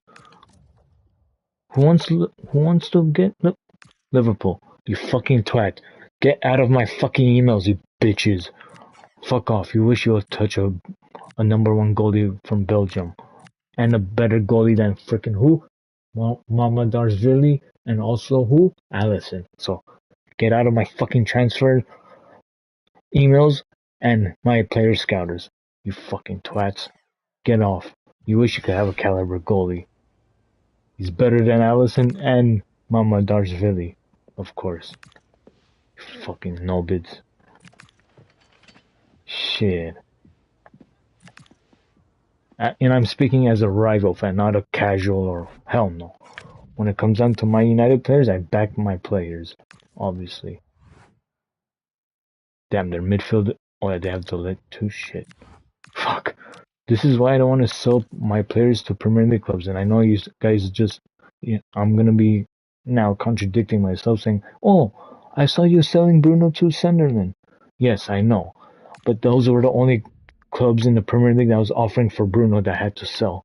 Yes, if there was like Atletico, Bayern, Dortmund, I would offer it and I would accept it. But there was only Premier League, so I had to let him go for in the Premier League.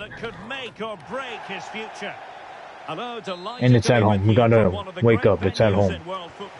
And we lost at home too, I think, last game. And looking forward to bringing you action from the Premier League coming right up. It is Manchester United up against Aston Villa. Well, it's been a tough start to the season as far as our hosts are concerned. Not the performance they would have wanted, just didn't quite click. This is gonna be an even harder match too, man, I swear. What the fuck? Effective challenge.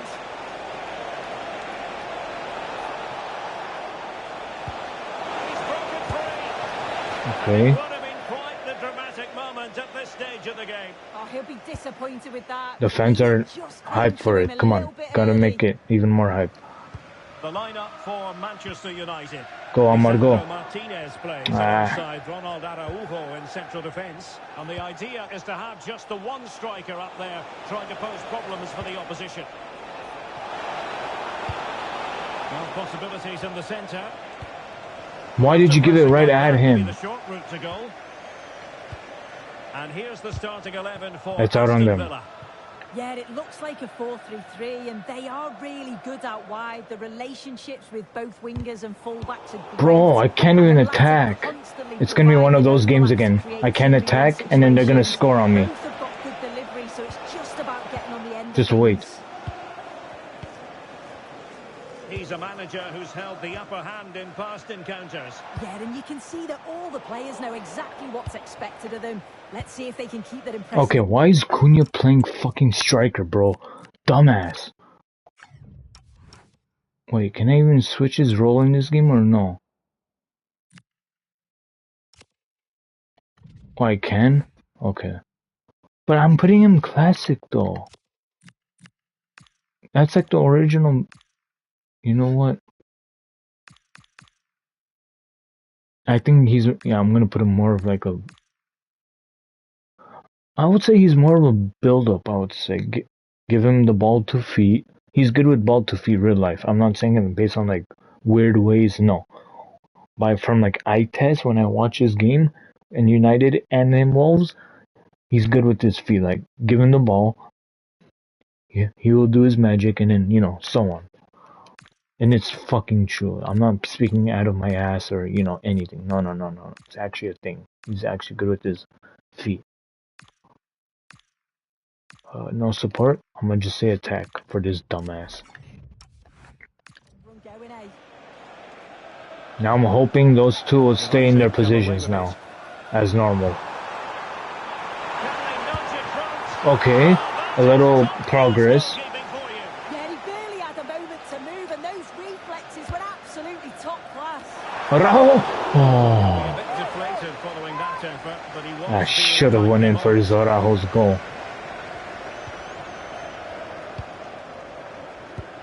Amadou Onana. Defeat for Manchester United last time out as they lost against Crystal Palace. How might it go for them in this match? Yeah, it was close, but it was a disappointing result. As for today, both teams are really evenly matched. They are difficult to separate. They're not going to want to concede early. I just can't see anything other than a draw here. A lot of forward thrust here from Ronaldo. Now, what can he do from this excellent position? Oh, big opportunity. Improvement. There's an improvement.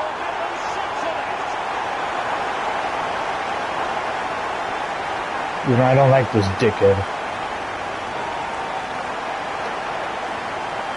Another look now, and you can see he's under all sorts of pressure here. He's done well, though, to fend them off. Really strong play, and a good finish, too. Watkins. Madsen. Torres on the ball. John McGinn. Ian Madsen. Nice. Good. Vámonos, Vámonos, Ahmad. Vámonos. Vámonos. Vámonos! Good. Middle. Good. Nice. Making sure nothing untoward happened.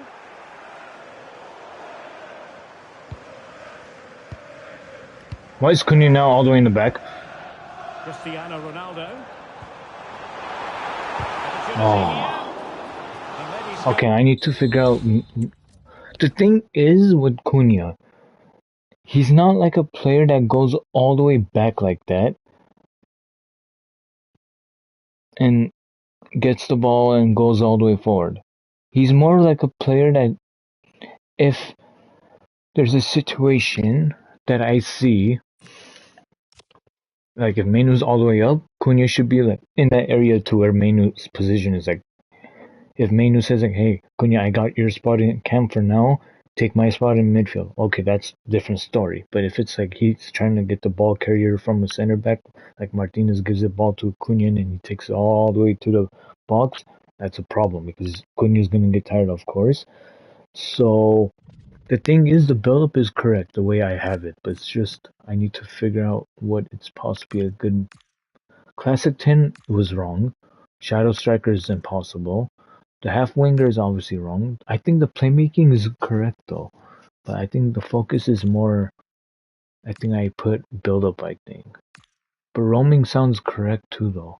When set to roaming, the playmaker will have freedom to explore the pitch to find the best spaces. Okay. With build-up, the playmaker is asked to drop deeper. Ah, maybe that. I think roaming would be the best bet. Creative and movement. That's like a Bruno type of status. United to add to their advantage with this set piece. Letting it in. Got to Oh. it fairly easily. We'll see how Cunha plays with the roaming style. If he doesn't do good, I'll change it back to attack or whatever was the other style. Ian Madsen. Give it back to him. I dare you. Oh, you bitch.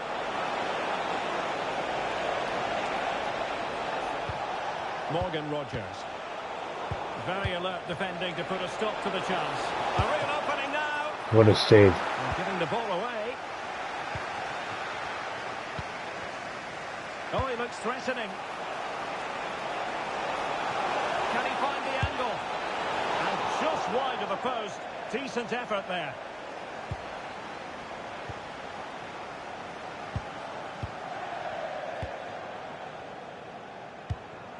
Joao Mario. No one's open. No one's open. This is not good.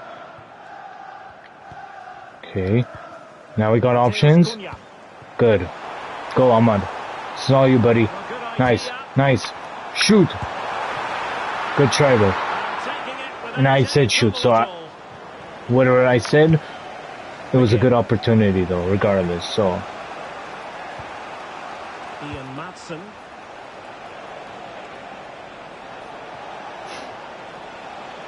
He's gonna give it to the white, I think. That's off. And they would have been disappointed had he spilled that one. Okay. Mario. It's with Martinez. Nico Williams. Good. Aye. It's a fine United move in the making. Nice, Ahmad. And passing it through. Mario. And Oh. getting right behind it.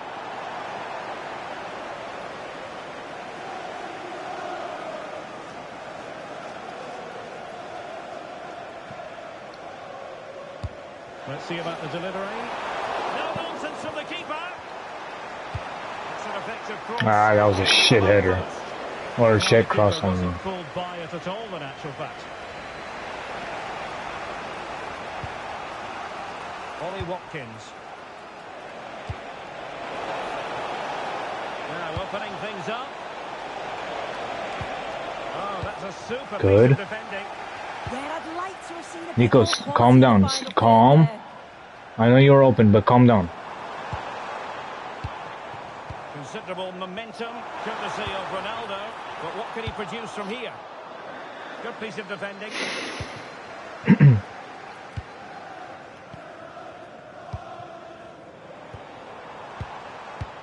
Just the challenge that was required. Ollie Watkins.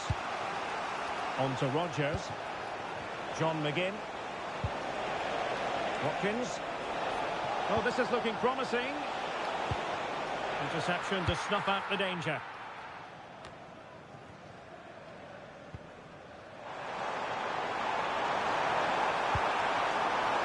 Really fine piece of defending play to break us up.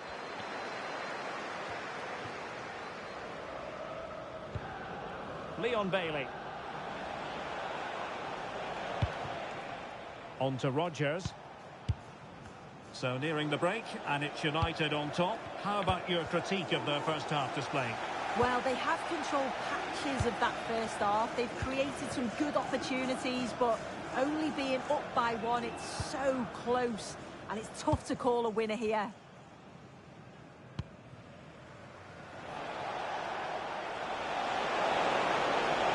If you're wondering about stoppage time, Shit. 1 minute to be added on. Some level matters!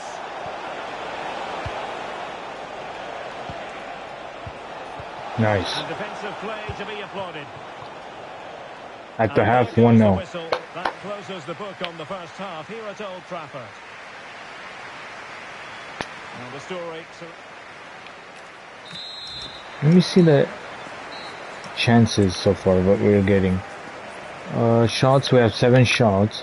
Expected goals 1.3. Ball. What's ball recovery time? 15 seconds. Position 30. Wow, we have less position. Shit.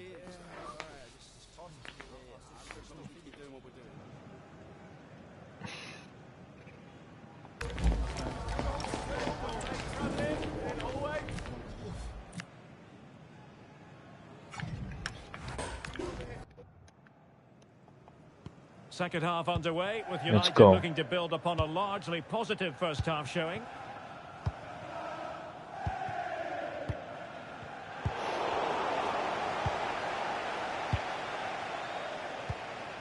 Onana.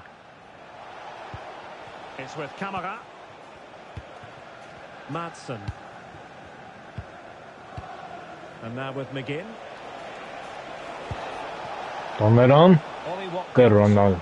And very nicely positioned to win it back. Yeah, You're off, aren't you? time. No messing about there. Ronaldo! Wait, aren't you off? But okay, I'll take it. 2-0. 2-0, boys.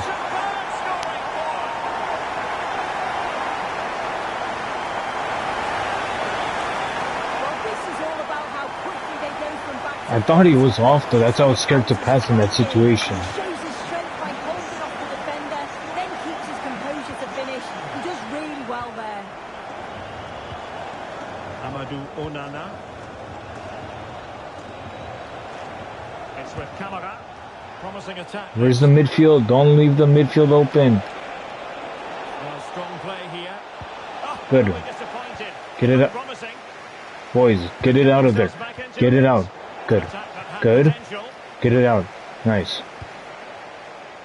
A lot of internet Aye, and aye, aye, newspaper that was a talk shit about pass. Newcastle United in the last few days. Well, we need to talk no more or wonder about it no more because the transfer's No, gone through. get it out. Yeah, the figure being reported was about 35 million, Okay. which I think's fair. I thought that was a for penalty quality. for a It's second. a position they've been looking to strengthen, so I'm sure they're going to be delighted with his signature.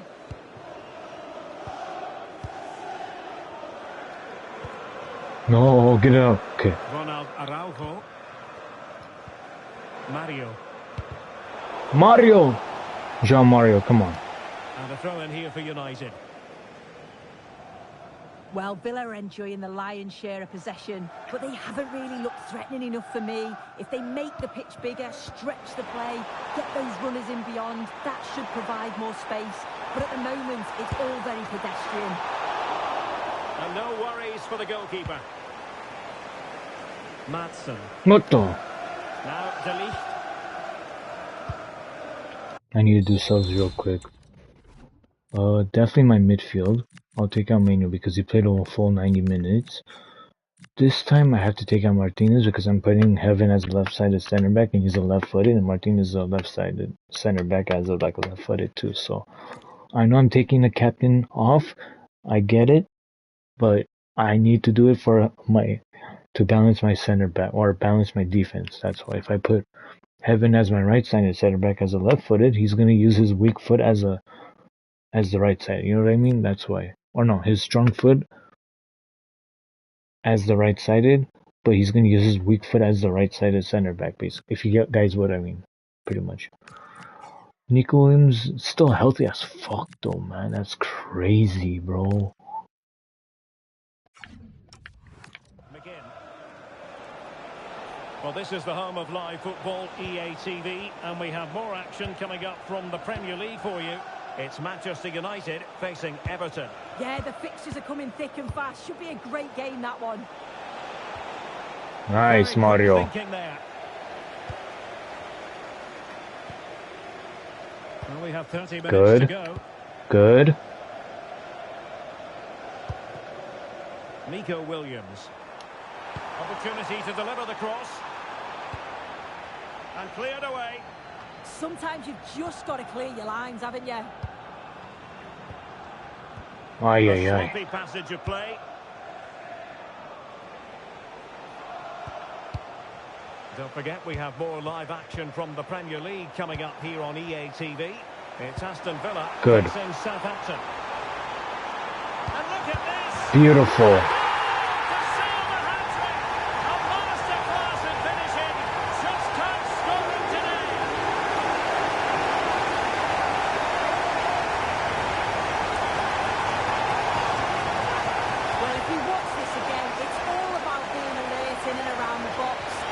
ball falls to him, he's clinical.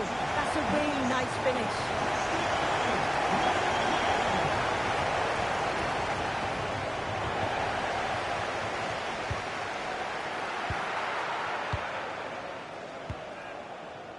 Pressing like that will help the cause. Nice, Mario. Mbemo.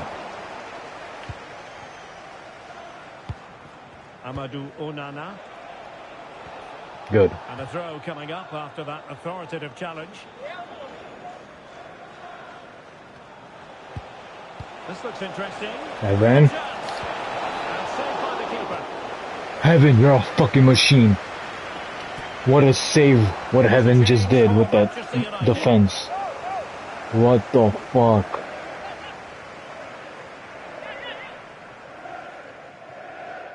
Yeah, definitely after this game I'm gonna head out though, because it's late.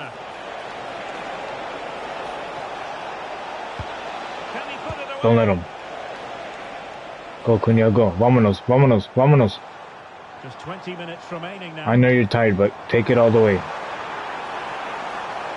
Well, somebody's got to stop him. Oh.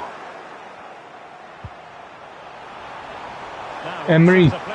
Oh. Fantastic reflexes. Well, he was under real pressure there, but his reactions were absolutely brilliant. Well, he certainly made his mark on the game, and now the manager is making a switch. Well, just couldn't quite control the header, and a disappointing effort in the end.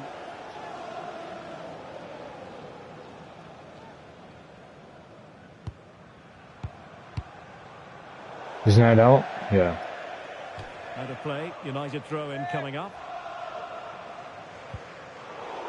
There's no way that's a hand on me. Well played, The stopped. fuck? It is a free kick.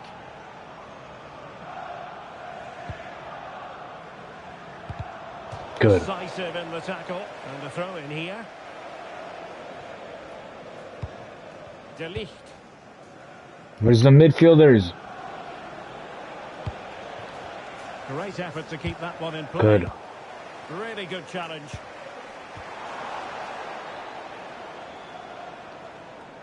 Good piece of closing down. Bailey. On to Rodgers.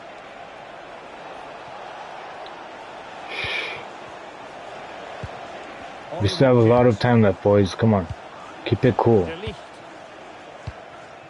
Madsen. And now with McGinn. Onana. On to McGinn. Pau Torres. De Ligt. Matty Cash. Now with Rodgers. Boubacar Kamara. Oh, great attacking play. Takes aim. Nice save. Oh, good work to deny the opportunity. Corner kick played in. Don't let it go. Could pose a threat on the counter. And fine work from Villa to win back possession. Morgan Rodgers. Interesting pass.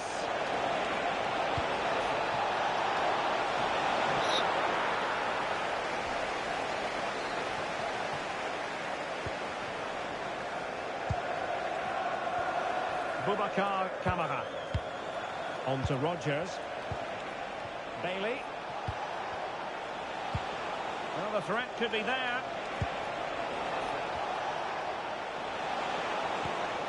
It's with Kamara. Nice. Good tackle. Hoyland, just run. Got you. Hoyland, you didn't need to touch that. Really fine piece of Hoyland, you didn't need to defending play touch break that, it bruh. up. It's all cool though. If you kept running, you would have possibly had a goal. McGinn. It's all cool though. Now counter-attacking possibilities. Can they use their pace? Nice run, Rajo. Uh-oh. Well, might be. Shit. And there it is. A goal. But will it It's be always purely whenever you're taking the consolation lead, at this stage it's of the game that proceedings? takes They haven't been forever. at their best. When you're down, it goes pretty fast. I hate Here that, we can see man. it again. That's why I Sloppy conceded. defending. They've switched off at the back and don't stay It with felt the like players. 3-0 the whole, They've got to like, do better there. it felt so long. I thought it, like, It was 80th minute, but realistically it was like Waiting to find 60th out. minute, Now we man. know a minimum of 3 added minutes here. Mateo You see, now I Cunha. got barely Great score scored on. from It's now United. in barely 90th minute. It's crazy. Oh, that's a fine-looking pass. Can he? Ah, Genuine there you go. 4-1. goal to settle the issue once and for all. Warren Zaire Emery. His debut goal. Or I mean, wait, Well, here's the is it? replay, and it's quite I a think so. straightforward finish in the end. But he does well to find space and then hit the target. I'm sure he'll be pleased with that. But it is what it is. 4-1, boys. Amadou Onana. Let's go. And there it is, the final whistle. A result to please +3. Manchester United Oh no. fans around Is the it +3 or world. What did you think of +2? their The goal performance as a difference whole? now. Yeah, it was certainly an improvement from... Because we conceded 1 goal. And then now we scored 4. So 3. So 2 it should be. The goal difference. Wow, we went from 19th to 2nd. Hey, I know. I'm just saying that right now. And you guys are like, look at this toxic guy. Blah, blah, blah. I'm like, I'm looking at whatever is showing me at the screen against Everton as of right now. So hold your tits, hold your asses. I'm just looking at whatever it says on the screen, okay? Calm down. Before anyone starts blabbing in the post videos and someone comes to us and says like, oh, you just won 1 game, you're in 2nd already. I know. Or obviously I didn't know until when I won based on that goal difference. So calm down. The thing is with Watson, I got him so lucky though. Cause he's British. He was fucking cheap. If he goes to Valence, is that Osasuna if I'm correct in Latium? If he goes to Osasuna, if he chooses it with his agent, I love you. And I know that's, let me see if I can delegate to one year option. Can I offer that or Tom Watson and his agent are currently negotiating with Latium? No. Did you really choose? Did you really have to? Don't tell me you actually chose Latium. You motherfucker. Does he go up too? Oh, he doesn't. So what's Cunha right now? Fuck, I need... What did I use Cunha as last game? Shit. The thing is, I don't want to go back in the video off my phone. Fuck. Gulder is more of a right mid, so in this case I would use him as a half winger. Kind of like more you'll get used to.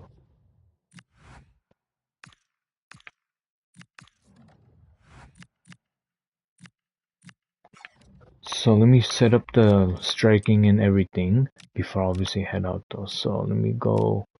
Is it team management? Yeah. Okay, classic 10, that's incorrect obviously for Cunha and obviously for Ronaldo and Hoyland. So let me fix Cunha right now. So he was playmaker. Was he roaming or was he build? Shit. Build up was when Martinez got that ball from him, or Cunha got the ball from Martinez when Martinez gave the ball. So I think it was roaming, if I'm correct, for Cunha. And then Ronaldo, I think it was Procher, and he just stayed attack, if I'm correct, right? Attacking runs support centrally. It wasn't versatile. No.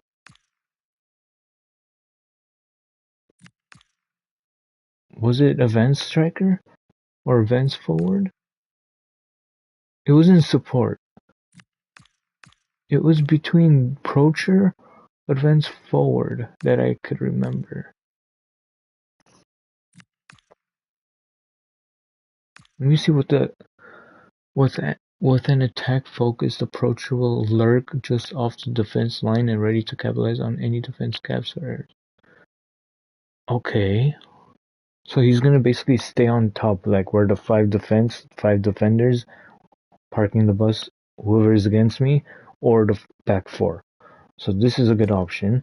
Support. When set to support, the approacher will stay close to the opposition defense, aggressively pressing them when in position, in the hope of triggering a mistake. That's in hope, like 50-50.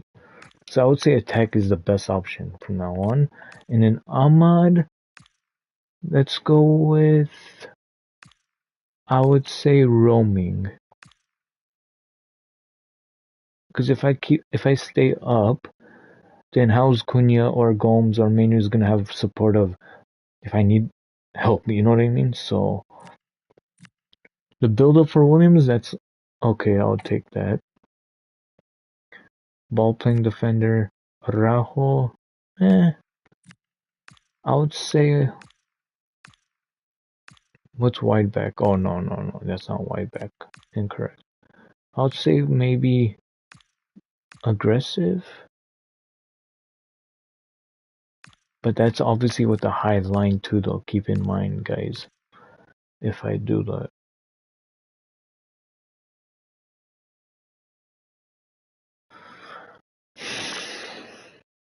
What would it be though? Aggressive?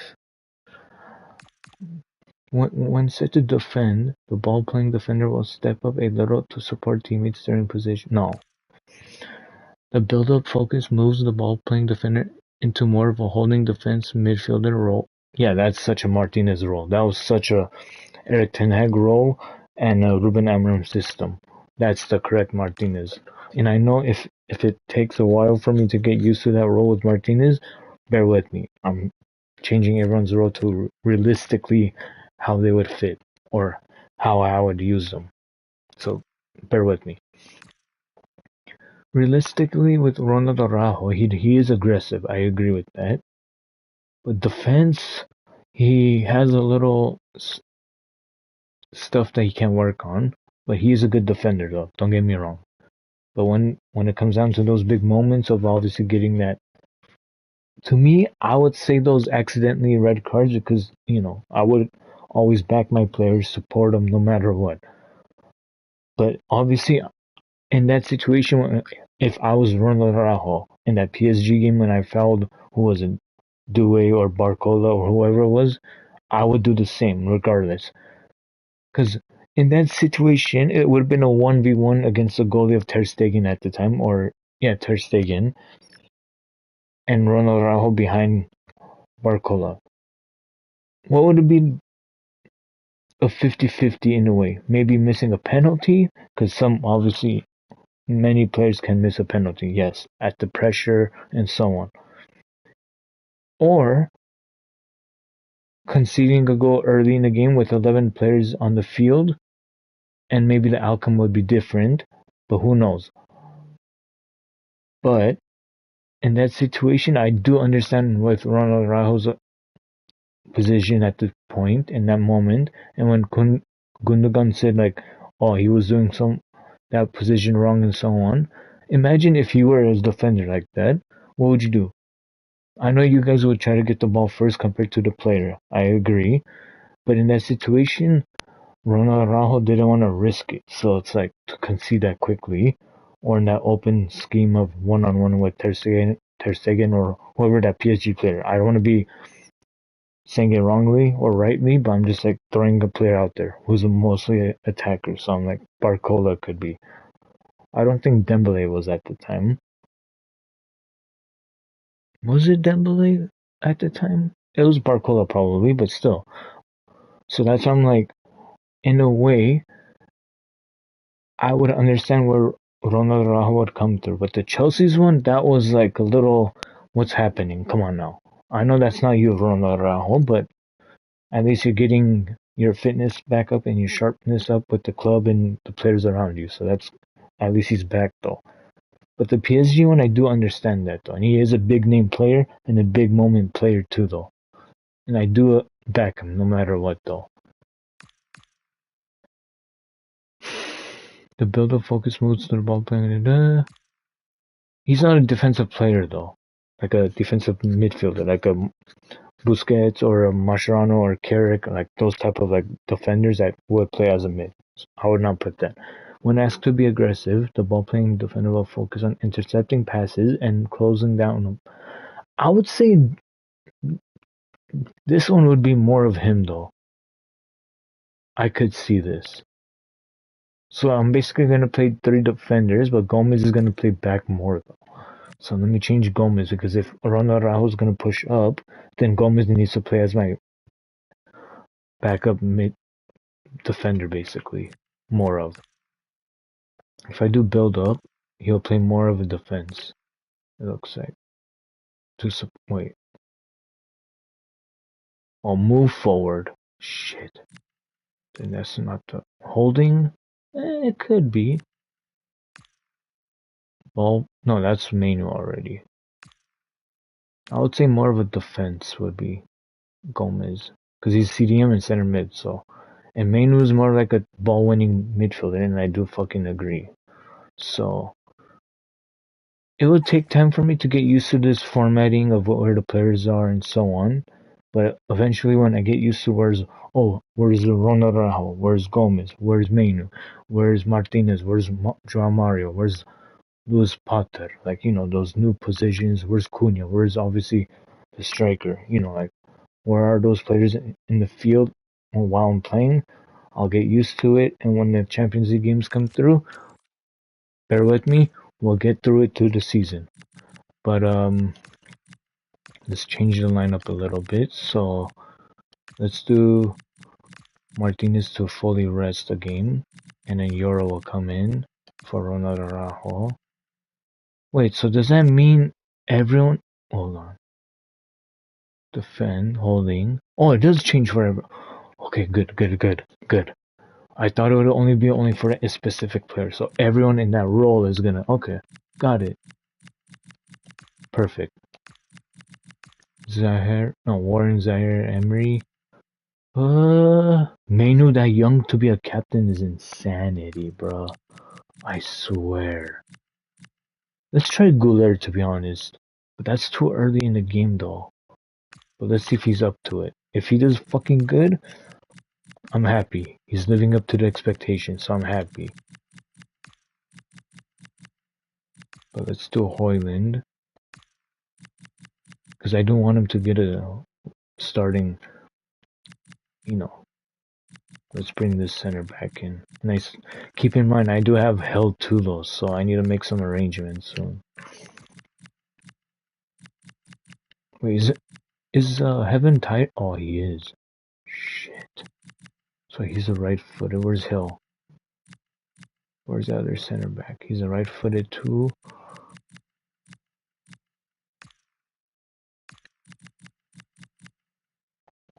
Let me see their weak foot. So you're a 3-star weak foot. You're a 3-star. Okay. Alright, this is gonna be my lineup for next game, guys. So I'm gonna end it here. But if there's any other... Wait, how many... Hold on.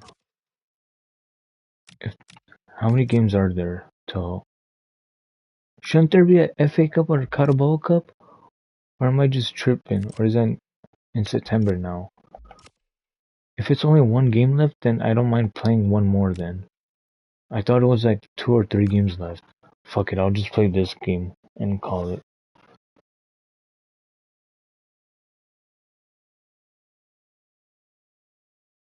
I'll just call it after this game. Okay. Hugo, let's negotiate so we can at least have conversation, and then possibly he can leave. Let's do 600. 600,000. Okay, good.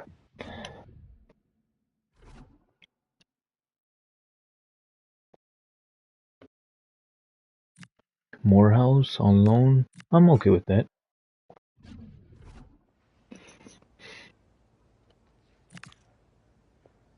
Two-year loan, so he's gonna be about like 23, 22, depending on when his birthday is. I'm okay with that. No, how about 50-50? Estúpido. And keep in mind, guys, when it comes down to like the European competition, like Champions League and only Champions League, I'm gonna be playing in a Spanish commentary, because realistically, when I watch Champions League with my brothers, obviously there's gonna be games in matches that's in obviously English channel or in Spanish or obviously in Paramount Plus too, or like but usually when I do watch FC Barcelona, or usually whenever, and yes I say whenever because I don't want to say it's rare to see Manchester United in Champions League, but when Manchester United and when Manchester United gets Champions League next season, they'll most likely be in the English or in the Spanish channel. But that's what I'm gonna be when it comes down to European competitions, as like Champions League, Europa League, Conference League. Those three competitions, I'm gonna put in the different language as Spanish because that's more realistic. So if you guys hear a different um, language in that case, it's just I'm trying to make it more like diverse, more realistic. So it's like, you guys can get the real rhythm of like, is this the actual gameplay? Is this the actual like situation that if I sit down and watch a football game in European style versus a domestic, and the difference between domestic and um, European is, the way I look at it is, domestic is like the country's league's trophy. So like if I'm talking about Barclays Premier League or La Liga or Spain, Spain's domestic trophies are Copa de España, Copa del Rey, and in Barclays Premier League in England or the UK, depending on how you want to call it, or Great Britain. In England, there is obviously FA Cup, the Carabao Cup, the Community Shield. So those three. That's the domestic into that country's league. And you have the Premier League too, and whichever. And obviously for Spain, you have the La Liga, Copa de España, Copa del Rey. And whenever there's reporters or fans says like we won the domestic treble like last season for Barca, it's because they got the La Liga, Copa de España, and the Copa del Rey. So whenever they say a domestic treble, that means their own country's treble of winning the trophies of to be the best in their country, basically in their league, basically. If they say they won the treble, that means the summary of European football, like Champions League, their league trophy, and then their domestic trophy within that, like what Barcelona did, what Manchester United did, and so on. So yeah, that's like the clear definition I can give you as deeper into what that domestic treble or domestic trophies are versus European treble or European trophies are. That's like the main definition or summary I can give at that point. Okay. What is up with this loanings and everything? Swap deal. And Morehouse. Oh my god, I swear. Just loan and dip. Ennis, how much are you up to? 1.5 mil? I can offer you, negotiate. I can offer you about like 900,000. Take out the player, but let's offer 850. I'll be a little nice. I don't want to be too much a dick. Let's go 850. But there's a lot of pieces I'm selling, so once one person leaves, I need to bring in another player in too. So who's this? Hugel, or is this one of my center backs or mid? Who's it? Oh, my goalie. Oh, no, okay. That one I don't need to worry about to bring in.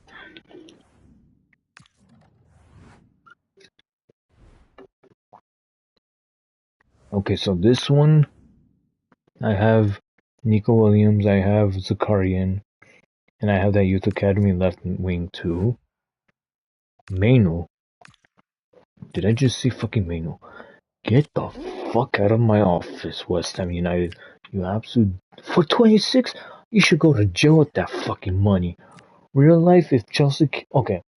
At the time when Chelsea was putting links to Manu at the time, like last summer or January, or last two summers ago, I was like to my brother, he's obviously a Chelsea fan, so I was like, if Chelsea really wants him, give us 80 million or at least around 80 million or 90 million or 100.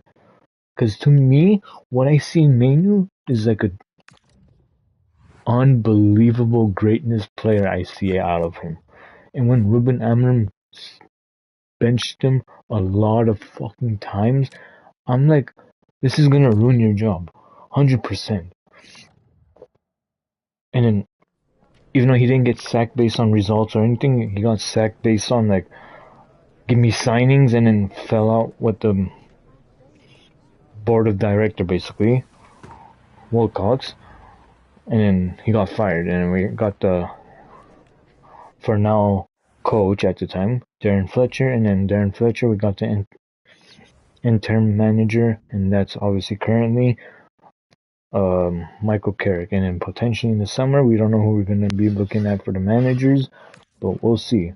So it was a chaotic first couple weeks of being a Manchester United fan, and obviously seeing how the board is going to go through signing loan players even or even going to a route. I'm scared on who we're going to buy on loan though, because for me, I wanted to bring in a midfielder, and the contradiction part about this is that Ruben Amorim said, "Give me a midfielder, right? Or at least get me something." And the board said, "Let's pull the fucking trigger out of it." And then the last week, basically, yeah, like last couple of days, the last week of the transfer window, basically, as of right now, because I think February 1st or 2nd, basically tomorrow or the next day, as we're talking, is the last few days of the transfer window. So basically, within 36 hours, 48 hours, or 72 hours, 60 hours left, the transfer window's ended. And United hasn't done one fucking deal. One! Maybe they sold a youth academy striker or midfielder, yes, but realistically, that wouldn't count though, you know what I mean? Like, look at Barcelona, for example. And I know I bring up a lot of times Barcelona United, because it's my club. Barca did 7 signings this January. 7! That's insanity. And one day they did 4 signings. United's like, when it's the transfer windows, like July, August, January, they're like, I'm sleeping. And then once like the last few days of the transfer window, they're like, oh, let me pull the trigger. Here's 30 million quid for this type of midfielder, or loan deal for this mid. I'm like, you retards, you could have done this in the middle of January or July or August. You retards. And you see with me, I'm doing signings that I need to improve my club, improve my team, and making it even better. But these dumbasses in real life doesn't want to do that shit. It's sad, man. It hurts me to like see what we're going through. So, how many players do we have currently? No, I don't want to see transfers. Let me see like how many players I have currently. 48. If I just need to sell this fucker, bro.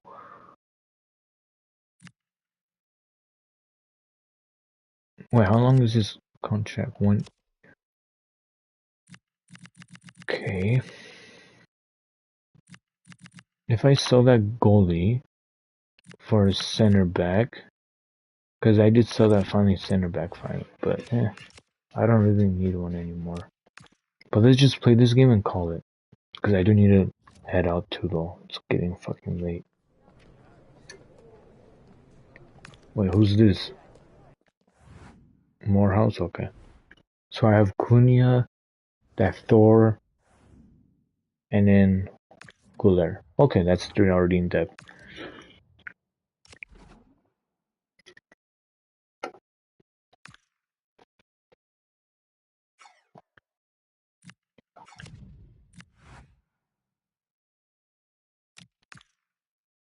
Mohamed Salah went to AC Milan.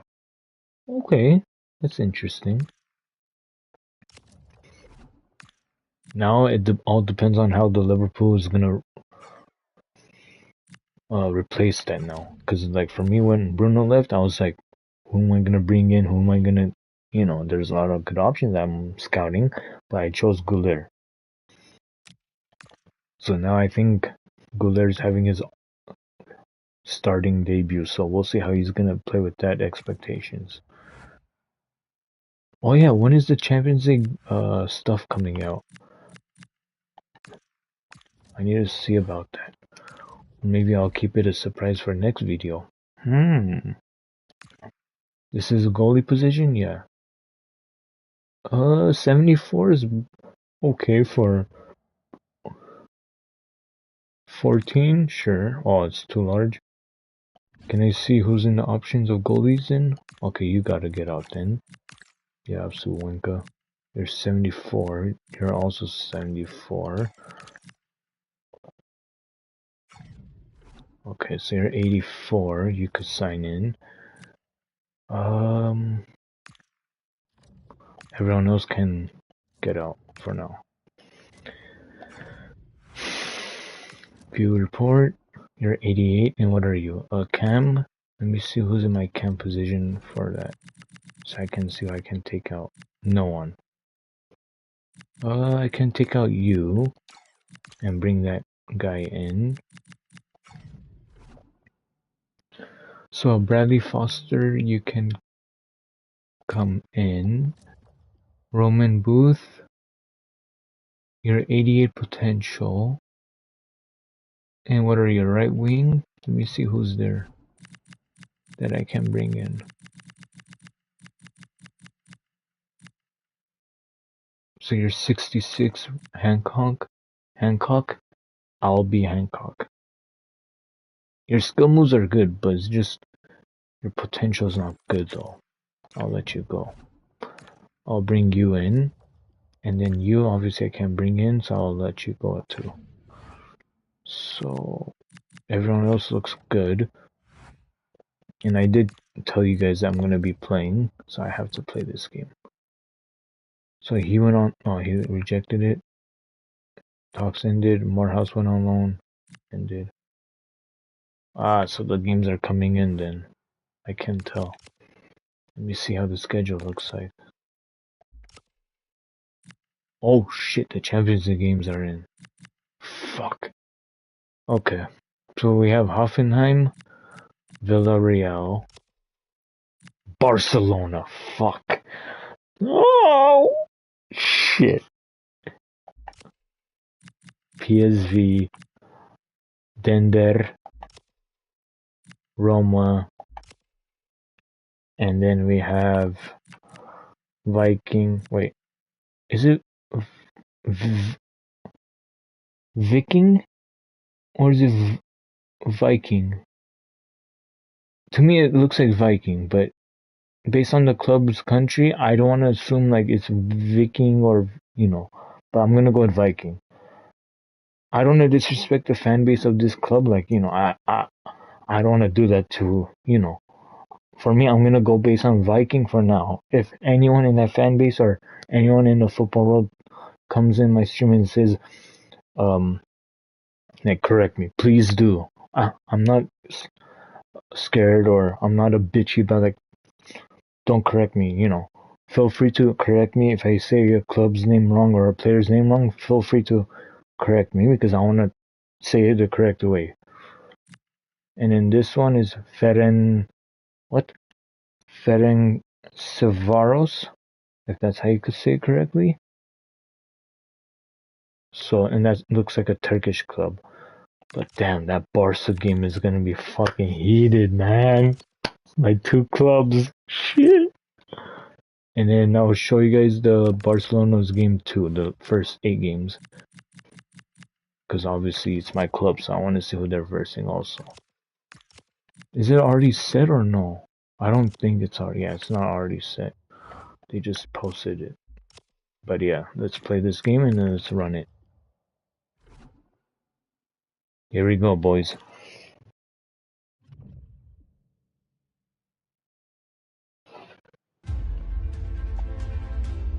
It's in Everton.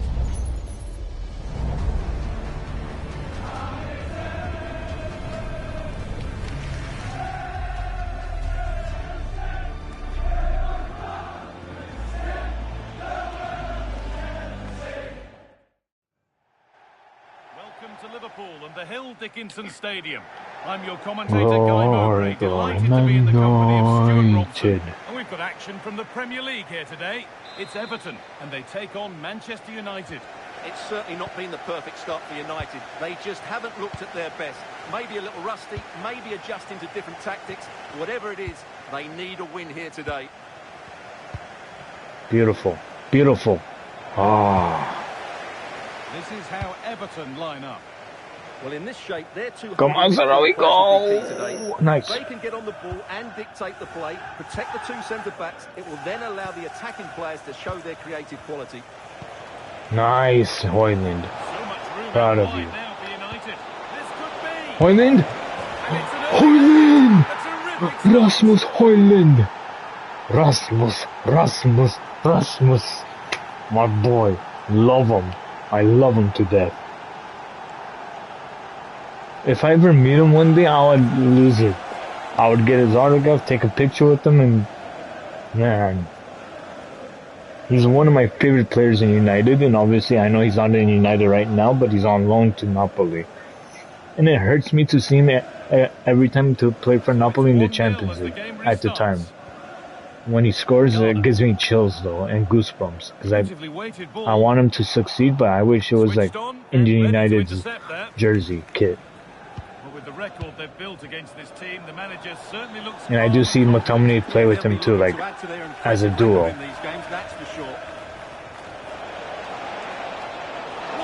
Embuemo Diaz, Buemo noches. I'm saying basically Embuemo's name with Spanish as good morning, good night, pretty much. So I'm saying it as a sarcastic, jokingly style. Okay, guys? I'm not saying it as like a messed up, you know. I know it's Bueno Diaz and Buenos noches, so don't worry. As the ball gets rolling again.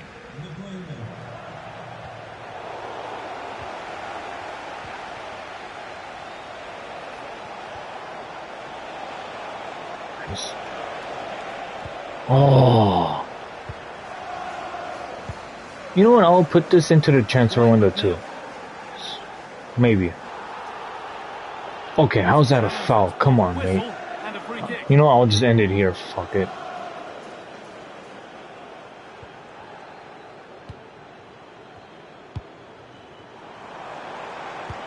Oh no. Nice. Comfortably dealt with by the goalkeeper. David Moyes. The twat. And the corner is fired Nice. in. Go, Ahmad. United being afforded Go. too much space here. Vámonos. Fearless block. Well, that's why he's so highly rated. Michael Keane. He's still there? Damn. He's fucking old though. McNeil.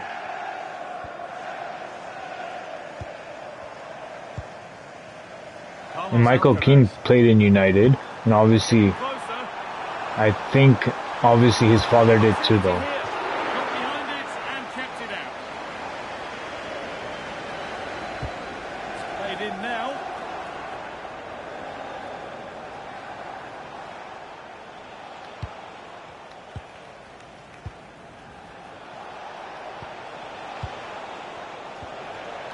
Well, after all this, you'd hope someone will get a chance. Nice. Has the space to whip it in here. Promising attack. I tried to get a foul out of that. I tried to. Alcaraz. Oh no. Oh no. Surely now. What a save. Brilliant save. Yeah, won the battle there. This Tough guy. piece of goalkeeping. This guy. And it's a short one. Put into the middle. And the keeper Good gets to save. it and gets it clear. Oh. Alcaraz.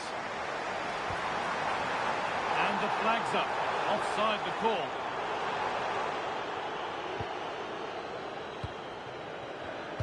I didn't even see that. Holy shit. Reading of the game to win the ball.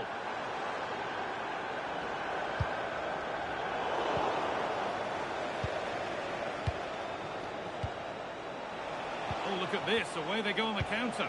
Nah, isn't he off, I Turned out think? to be a really good ball. Yeah. It was a chance, but it's gone now.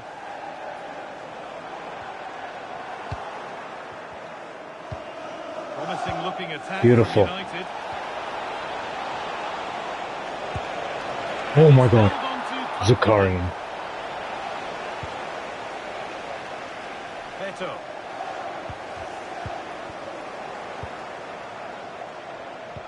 Nah. Lost and the chance Guler. gone. Well, nice approach play, but the final pass wasn't quite good enough. And this might be promising. And a Nice. firm grip kept on the ball. Keep it in. Time Good. to cross over to Alex Scott with details of a goal at Anfield. It's a goal for Brentford. It was a nice pullback, a low-driven shot. They couldn't do Guler. anything about that. Guler. Chance to score. And further His clear they debut go. goal. They Basically surely like his don't first bring goal. this one away. As a starter. Let's go. Round of applause, boys. Well, here it is again, and it's all about the pace in transition. They're so quick to get out from the back, and then through on goal, Arda just goes Güler. for power and smashes it past the keeper. There's no stopping that. What a great finish. Michael Keane.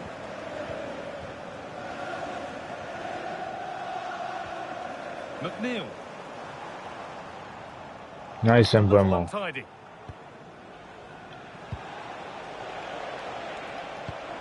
Nah, I almost spread the defense to be exposed. What the incisive ball. Shit. Now, this has to be. It's in. A well-taken goal. And no wonder he's off celebrating. Off we go then. 3-1 the score now. Euro. Possession really is all for them now. Keeping the ball really Damn nicely it. here. Handball or what? As a foul, Oh. free kicks awarded. You're so Red, and the ball stupid. has changed hands. Fuck you, Yeah, EA. that's the way to win the ball back. Good reading of the game. You know for a fact I didn't want to pass it there, and obviously this game we wanted to pass there.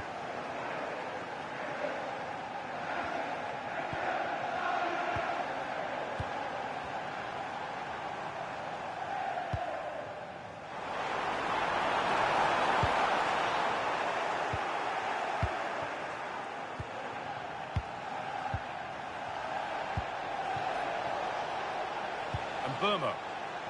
No one's there to support him. This could be. And not this Oh. time, it's been saved. Well, he's been good today and probably deserves a second goal there. That was a good effort. Unable to find anyone with that. Now, can this be attacked? Damn it. And it's a pretty good save by the keeper. Oh, I thought that was Pickford. What the hell, the News coming goalie? through of a penalty So he in one probably of the other matches. left the club or Alex Scott can retired. fill us in. Could be one of those two. It was a penalty for Arsenal, and even though the keeper managed to get a hand to it, the power on the strike, he couldn't stop it going in. It's in, and it really is happening for them now. They're right back in You're the kidding me, contest. man. Yet another goal. 3-2 now, and off they go.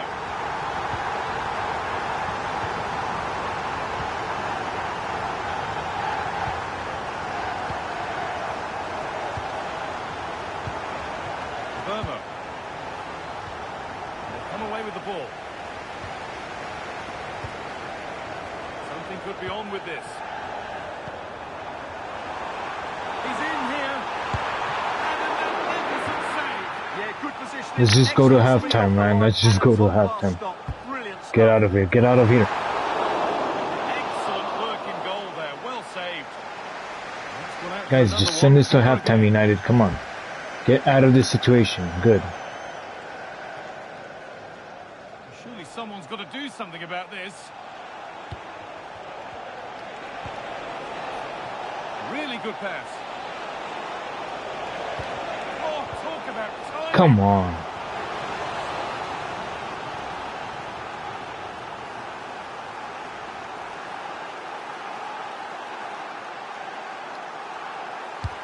Played into the box.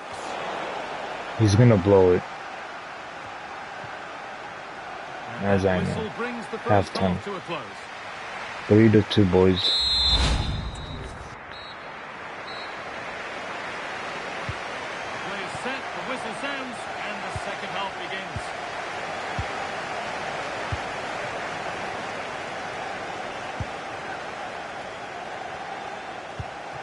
Alcaraz. Threads it through. Where the hell is the... Well, this is a once-in-a-season game. It is a complete comeback from being 3 goals behind.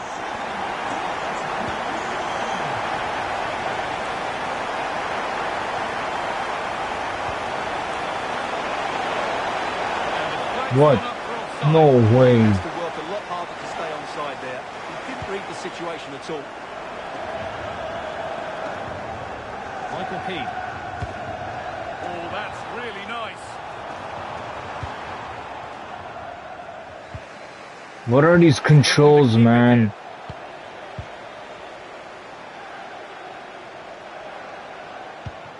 Pass as precise as they come. Played in, and this could What be a save. a brilliant save. Yeah, won the battle there. Confident piece of goalkeeping. Manchester United are making a change now.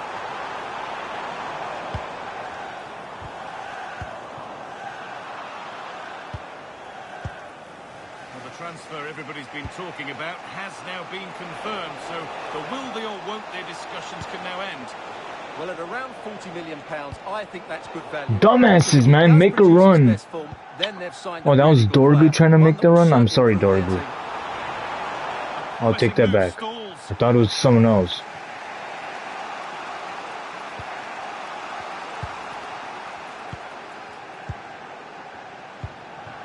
Ryan and Burma.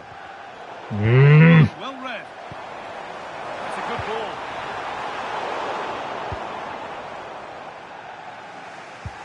Well, EA TV is your home of the Premier League, and we've got more on There's the way. no way. Everton face Southampton. Really hope you can be with us for that.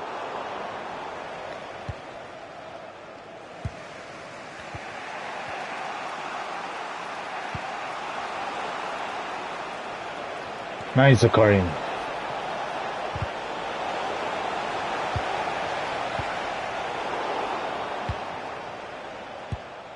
And a little bit of care in possession wouldn't go. These are absolute shit passes, man.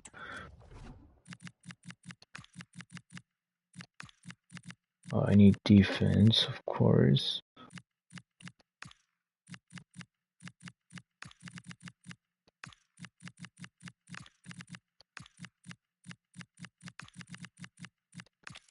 Damn, can't do any more wingers. Well, a lot of fight and passion being shown, but not enough quality. Encouraging signs to the attack, but it hasn't led to anything. Well, EA TV is your home of the Premier League, and we've got more on the way as United face Nottingham Forest. Really hope you can be with us for that. I'm really looking forward to that. 2 entertaining teams in what should be a really feisty affair. There's a good feel to this attack. Put into the middle. And the best we can say is you always like to see it tried. Yeah, it's always the risk. You can end up looking a bit silly if it doesn't come off. He's having a quick chuckle to himself. He knows that wasn't a good effort. Cristiano Ronaldo. It's a set piece, great reading of the game. They're not getting close enough here. Flying forward here. Good. That will be a throw-in now. Well, this is a really good game of football. Both sides have played well going forward. There's been plenty of chances, goals, and a lot of near misses. It's been great entertainment.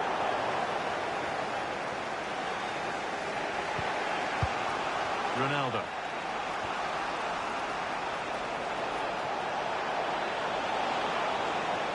Chance to deliver into the box. Oh, they looked in there. That's nicely cut out. That's out of play. It'll be a throw now.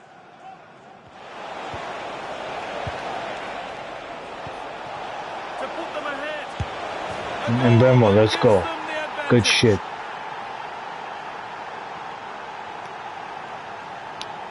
Well, let's look at this again. The 1- and 2-touch passing is absolutely outstanding to play around the pressure, but there's still plenty for him to do. Under all sorts of pressure from the defender, he's just able to keep him at bay and finishes with aplomb. It's a great goal.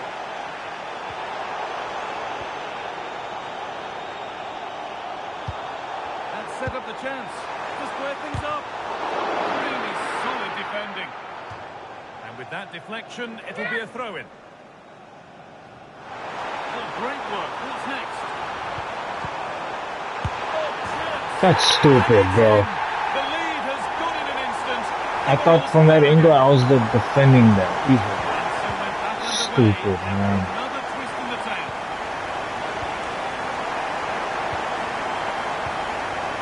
Lenny Yora. Vermo. Yora.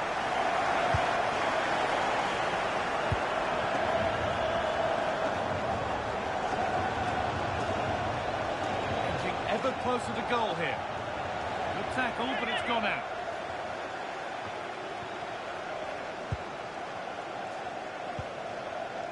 And we're inside the final 15 minutes. And it's on now. Oi. Against the post. You're kidding, you missed that. Did you do this? Oh my god, you're so absolute shit. Time to cross to Alex Scott for a moment. News of a penalty in another game. Yes, it was a penalty for Arsenal, and the goalkeeper is going to be fuming. He only went and pulled out the Panenka. It's now 2-1 with 77 minutes played. As ever, thank you, Alex. Decent looking attack, this. Zakarian. James Garner. Could be a chance to break here.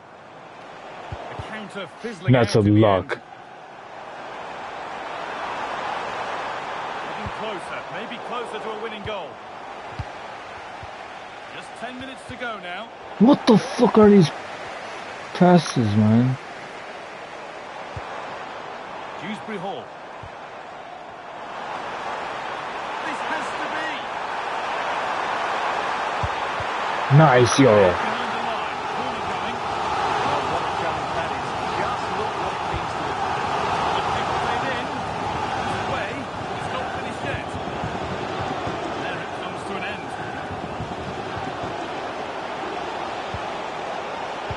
No way. Now, I've been told there's been a goal at Anfield, and Alex Scott can tell us about it. It's another for Brentford. They've pulled one back with 85 minutes played. Genuine chance. Nearly. A wonderful attempt. Well, it's a very difficult technique, but I actually think he should be scoring there. You fucking retard. Ready to intercept that. Promising move this. A goal now would surely be the winner. This could do it. Oh, a last-ditch tackle clears it away.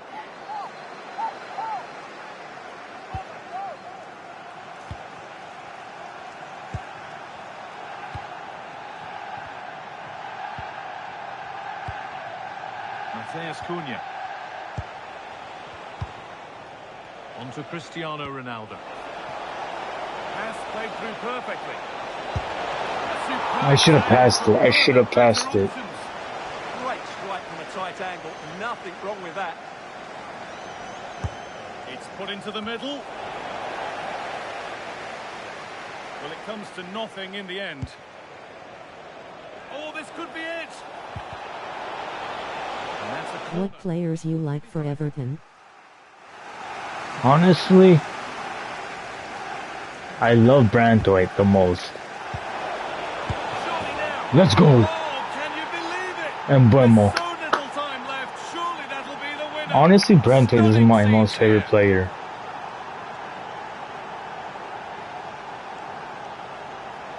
And what's his other name? Barry? What Yeah, team you Barry. support?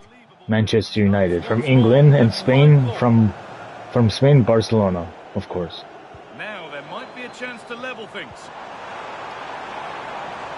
Come on, let's hold it. Goes for a throw-in. What about you? Good cross into Don't the let him middle. go. 3 points. You like Lamine Yamal? Of course I do. Going back with the visitors. He's a very good player. Some of their passing With his age, it's insane how he's do need playing. to show a bit more consistency. Can they now keep it going? That's the big question.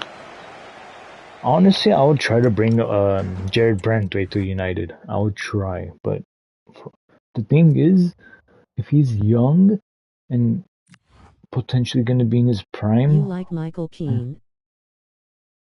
not gonna lie, I do. But he's old though. He's a good defender. And some games he does pretty bad, and some games he does pretty good. So obviously, many defenders have that problem though. It's like they can't stay consistent like that. It sucks.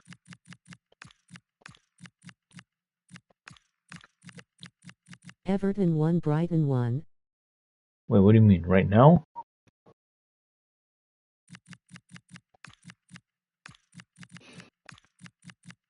Wait, what do you mean Everton 1 and Brighton 1? Yesterday. Oh, yesterday.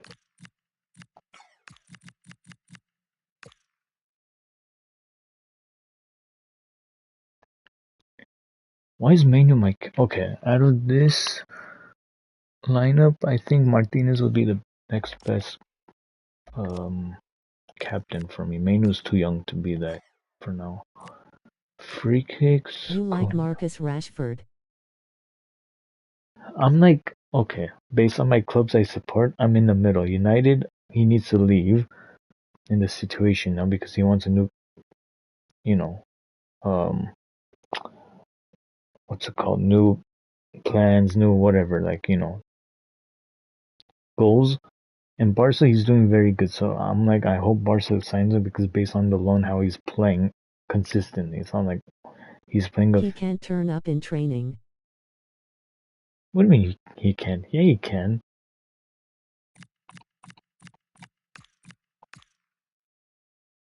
It's just he needs to stay consistent though, Rashford. So this is long free kicks. I would say Cunha would be my long free kicks. Like Bruno. Right-sided ones. Maybe Nico. You like Beto. Beto. Beto. Is he a striker if I'm correct? Or am I just tripping? Let me see. I think he's a striker if I'm correct. Yeah, I knew it. You know, he's actually good too, to be honest. But I don't think he'll probably leave Everton to like. You like Kobbie Mainoo. Come on now, is that even a fucking question? Of course I do. To me, he's a star. I see an unbelievable talent in him.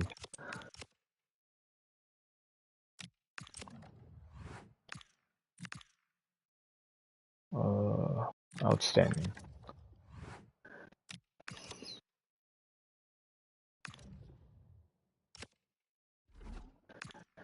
In a few hours or later today, my favorite club is going to be playing in Premier League, so I'm hoping we can get 3 points against Fulham, of course.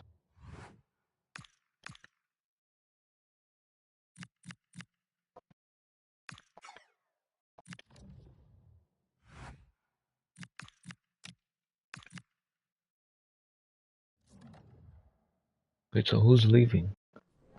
Oh, my goalie on loan? My youth? I'll take that.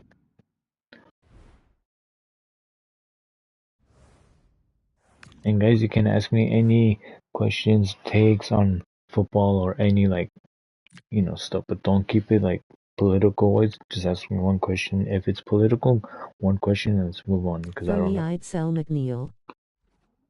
That's what I've been trying to do. It's like the past history a lot of times.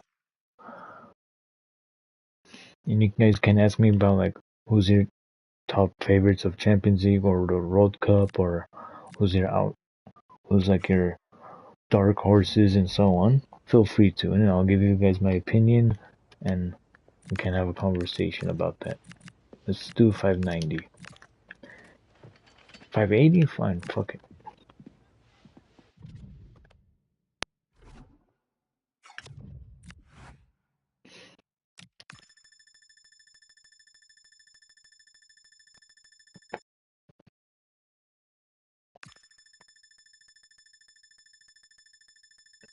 I tried to get Fermin Lopez before when I got Goulet, but it didn't work. But whatever.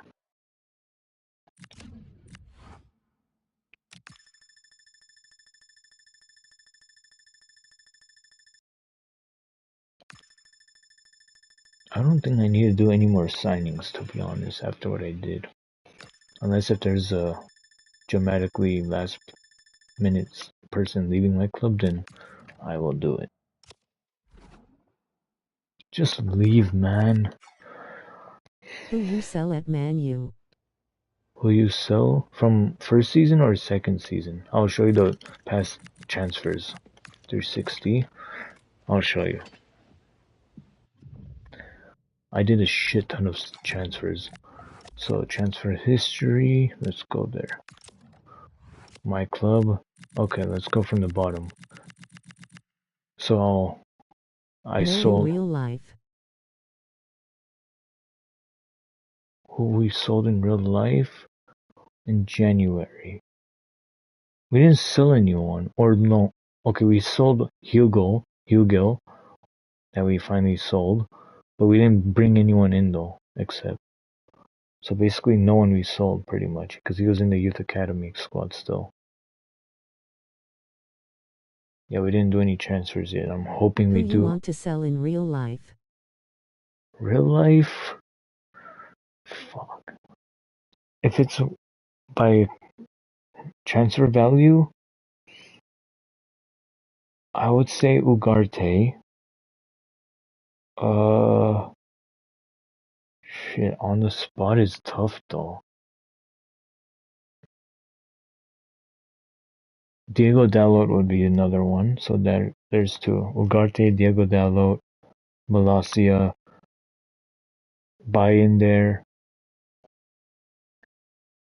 Who else would there be? Maybe Matiz Delict soon.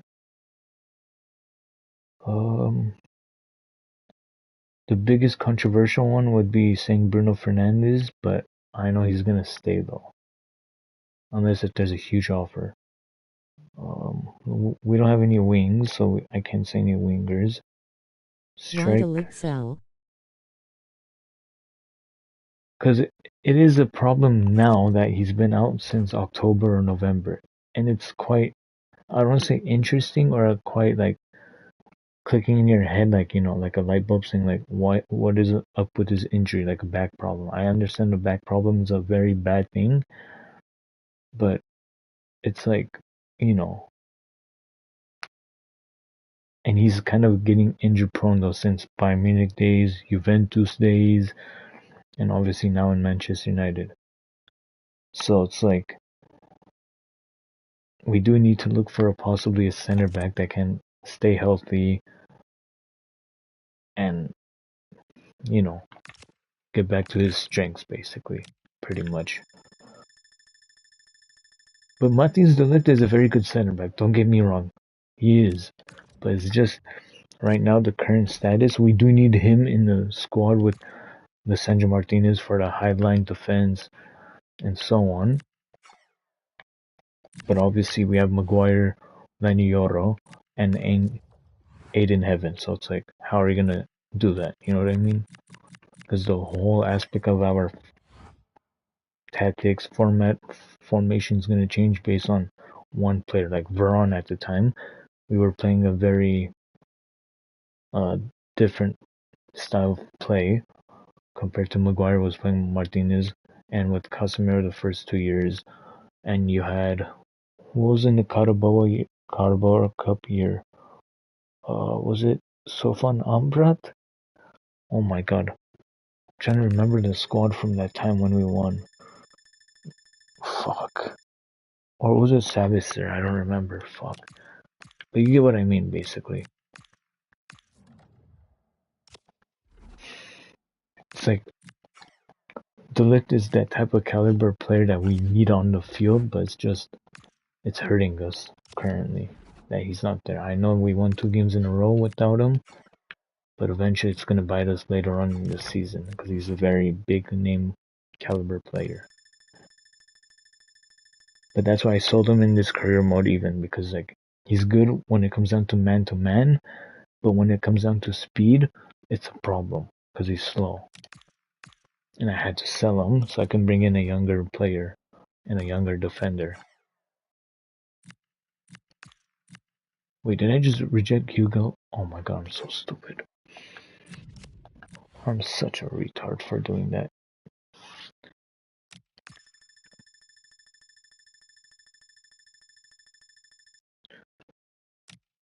I'm not selling Clubs Fletcher. like Galatasaray and Ajax have been linked with moves for him, especially on loan deals that could become permanent later. Ugarte. For Ugarte, I could see that though. But the expectations on for the thing is though, for as a United fan and seeing these transfers going in and leaving, like the players that's leaving and we're bringing in, it's not good in a way, and I will say why. Even for the example of Ugarte's signing, we sold Scott McTominay for Ugarte, but look at the manager at the time, Eric Ten Hag. He wanted to keep Scott McTominay to keep, but the club itself, the ownership, the board said no, we're gonna sell Scott McTominay and bring Ugarte. That shows you that the board doesn't give a fuck on what the manager wants or keeps or sells or whatsoever. They're like, whatever's best for our budget and our um, status, we're doing it regardless. You get what I mean? It's stupid. It's fucked up too, man. I need a scout. What's his name? Jared Brandway from Everton, if he's still there. Damn, he's 20. Yeah, he would be a very good center back for my replacement for Martinez next season. Definitely. He'll be up my next one.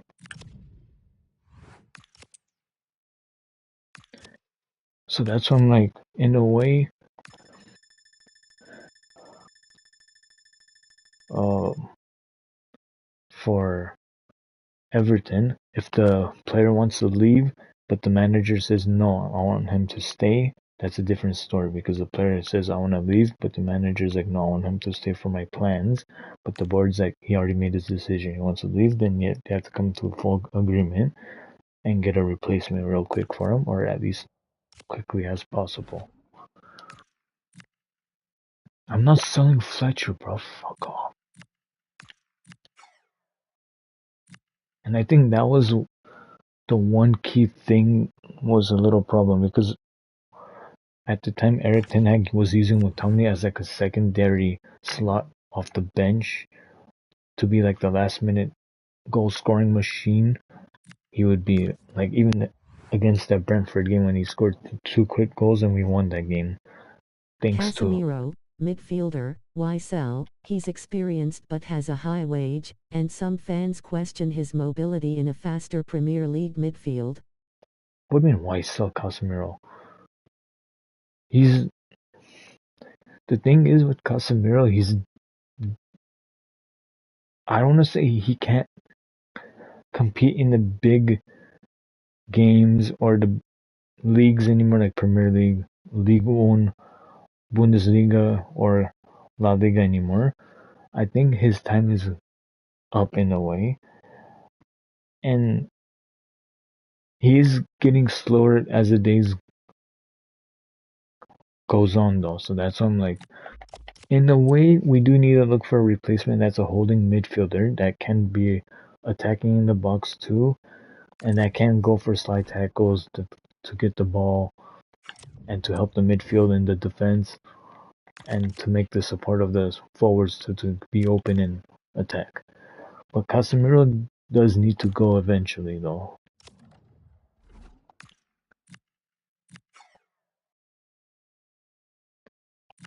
And he does have two trophies with United, though, keep in mind. With the FA Cup and then the Carabao Cup.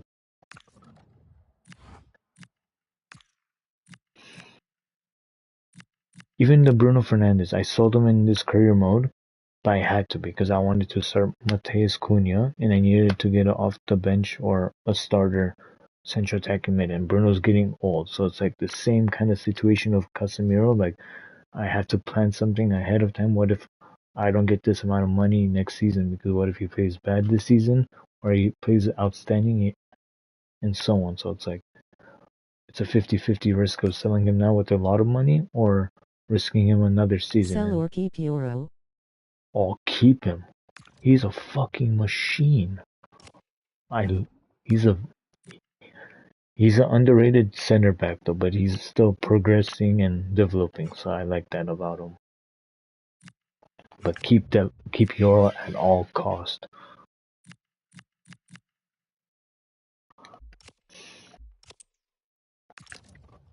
Let me see. Maguire.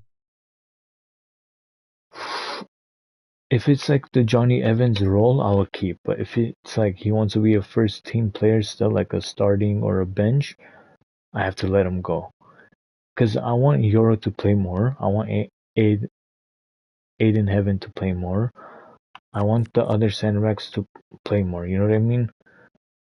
That's why I'm like, if he wants to still be off the bench or starting, you have to leave. If it's like a more of a Johnny Evans role that wants to be like more in the sitting reserve as a third tier or fourth tier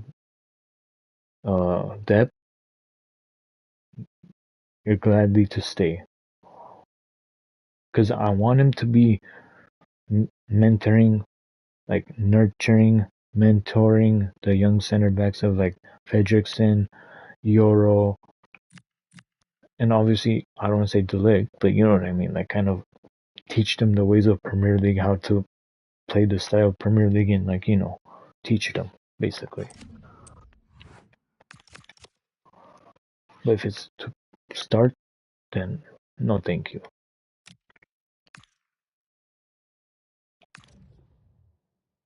And I'm in the Champions League, by the way, He's guys. in his early 30s now. While not old, he's past the stage of rapid development. United might prefer to invest in a younger, long-term Sa. But what I heard that is they're using that wages for Bruno's 400 weekly wage now to increase, to keep him. That's what I've heard. If that's actually true, that's the biggest risk of United is gonna do, man. If they actually do that move, let Maguire leave on a free and increase Bruno Fernandes' wage to 400, that's insane. You're just bribing Bruno to stay in your club. It's not good to do that. Joao Pinto, center back, left back. Who are you coming to my youth academy? Year 90, and I have only one center back. I'll take out this goalie, and let's bring that goalie, center back.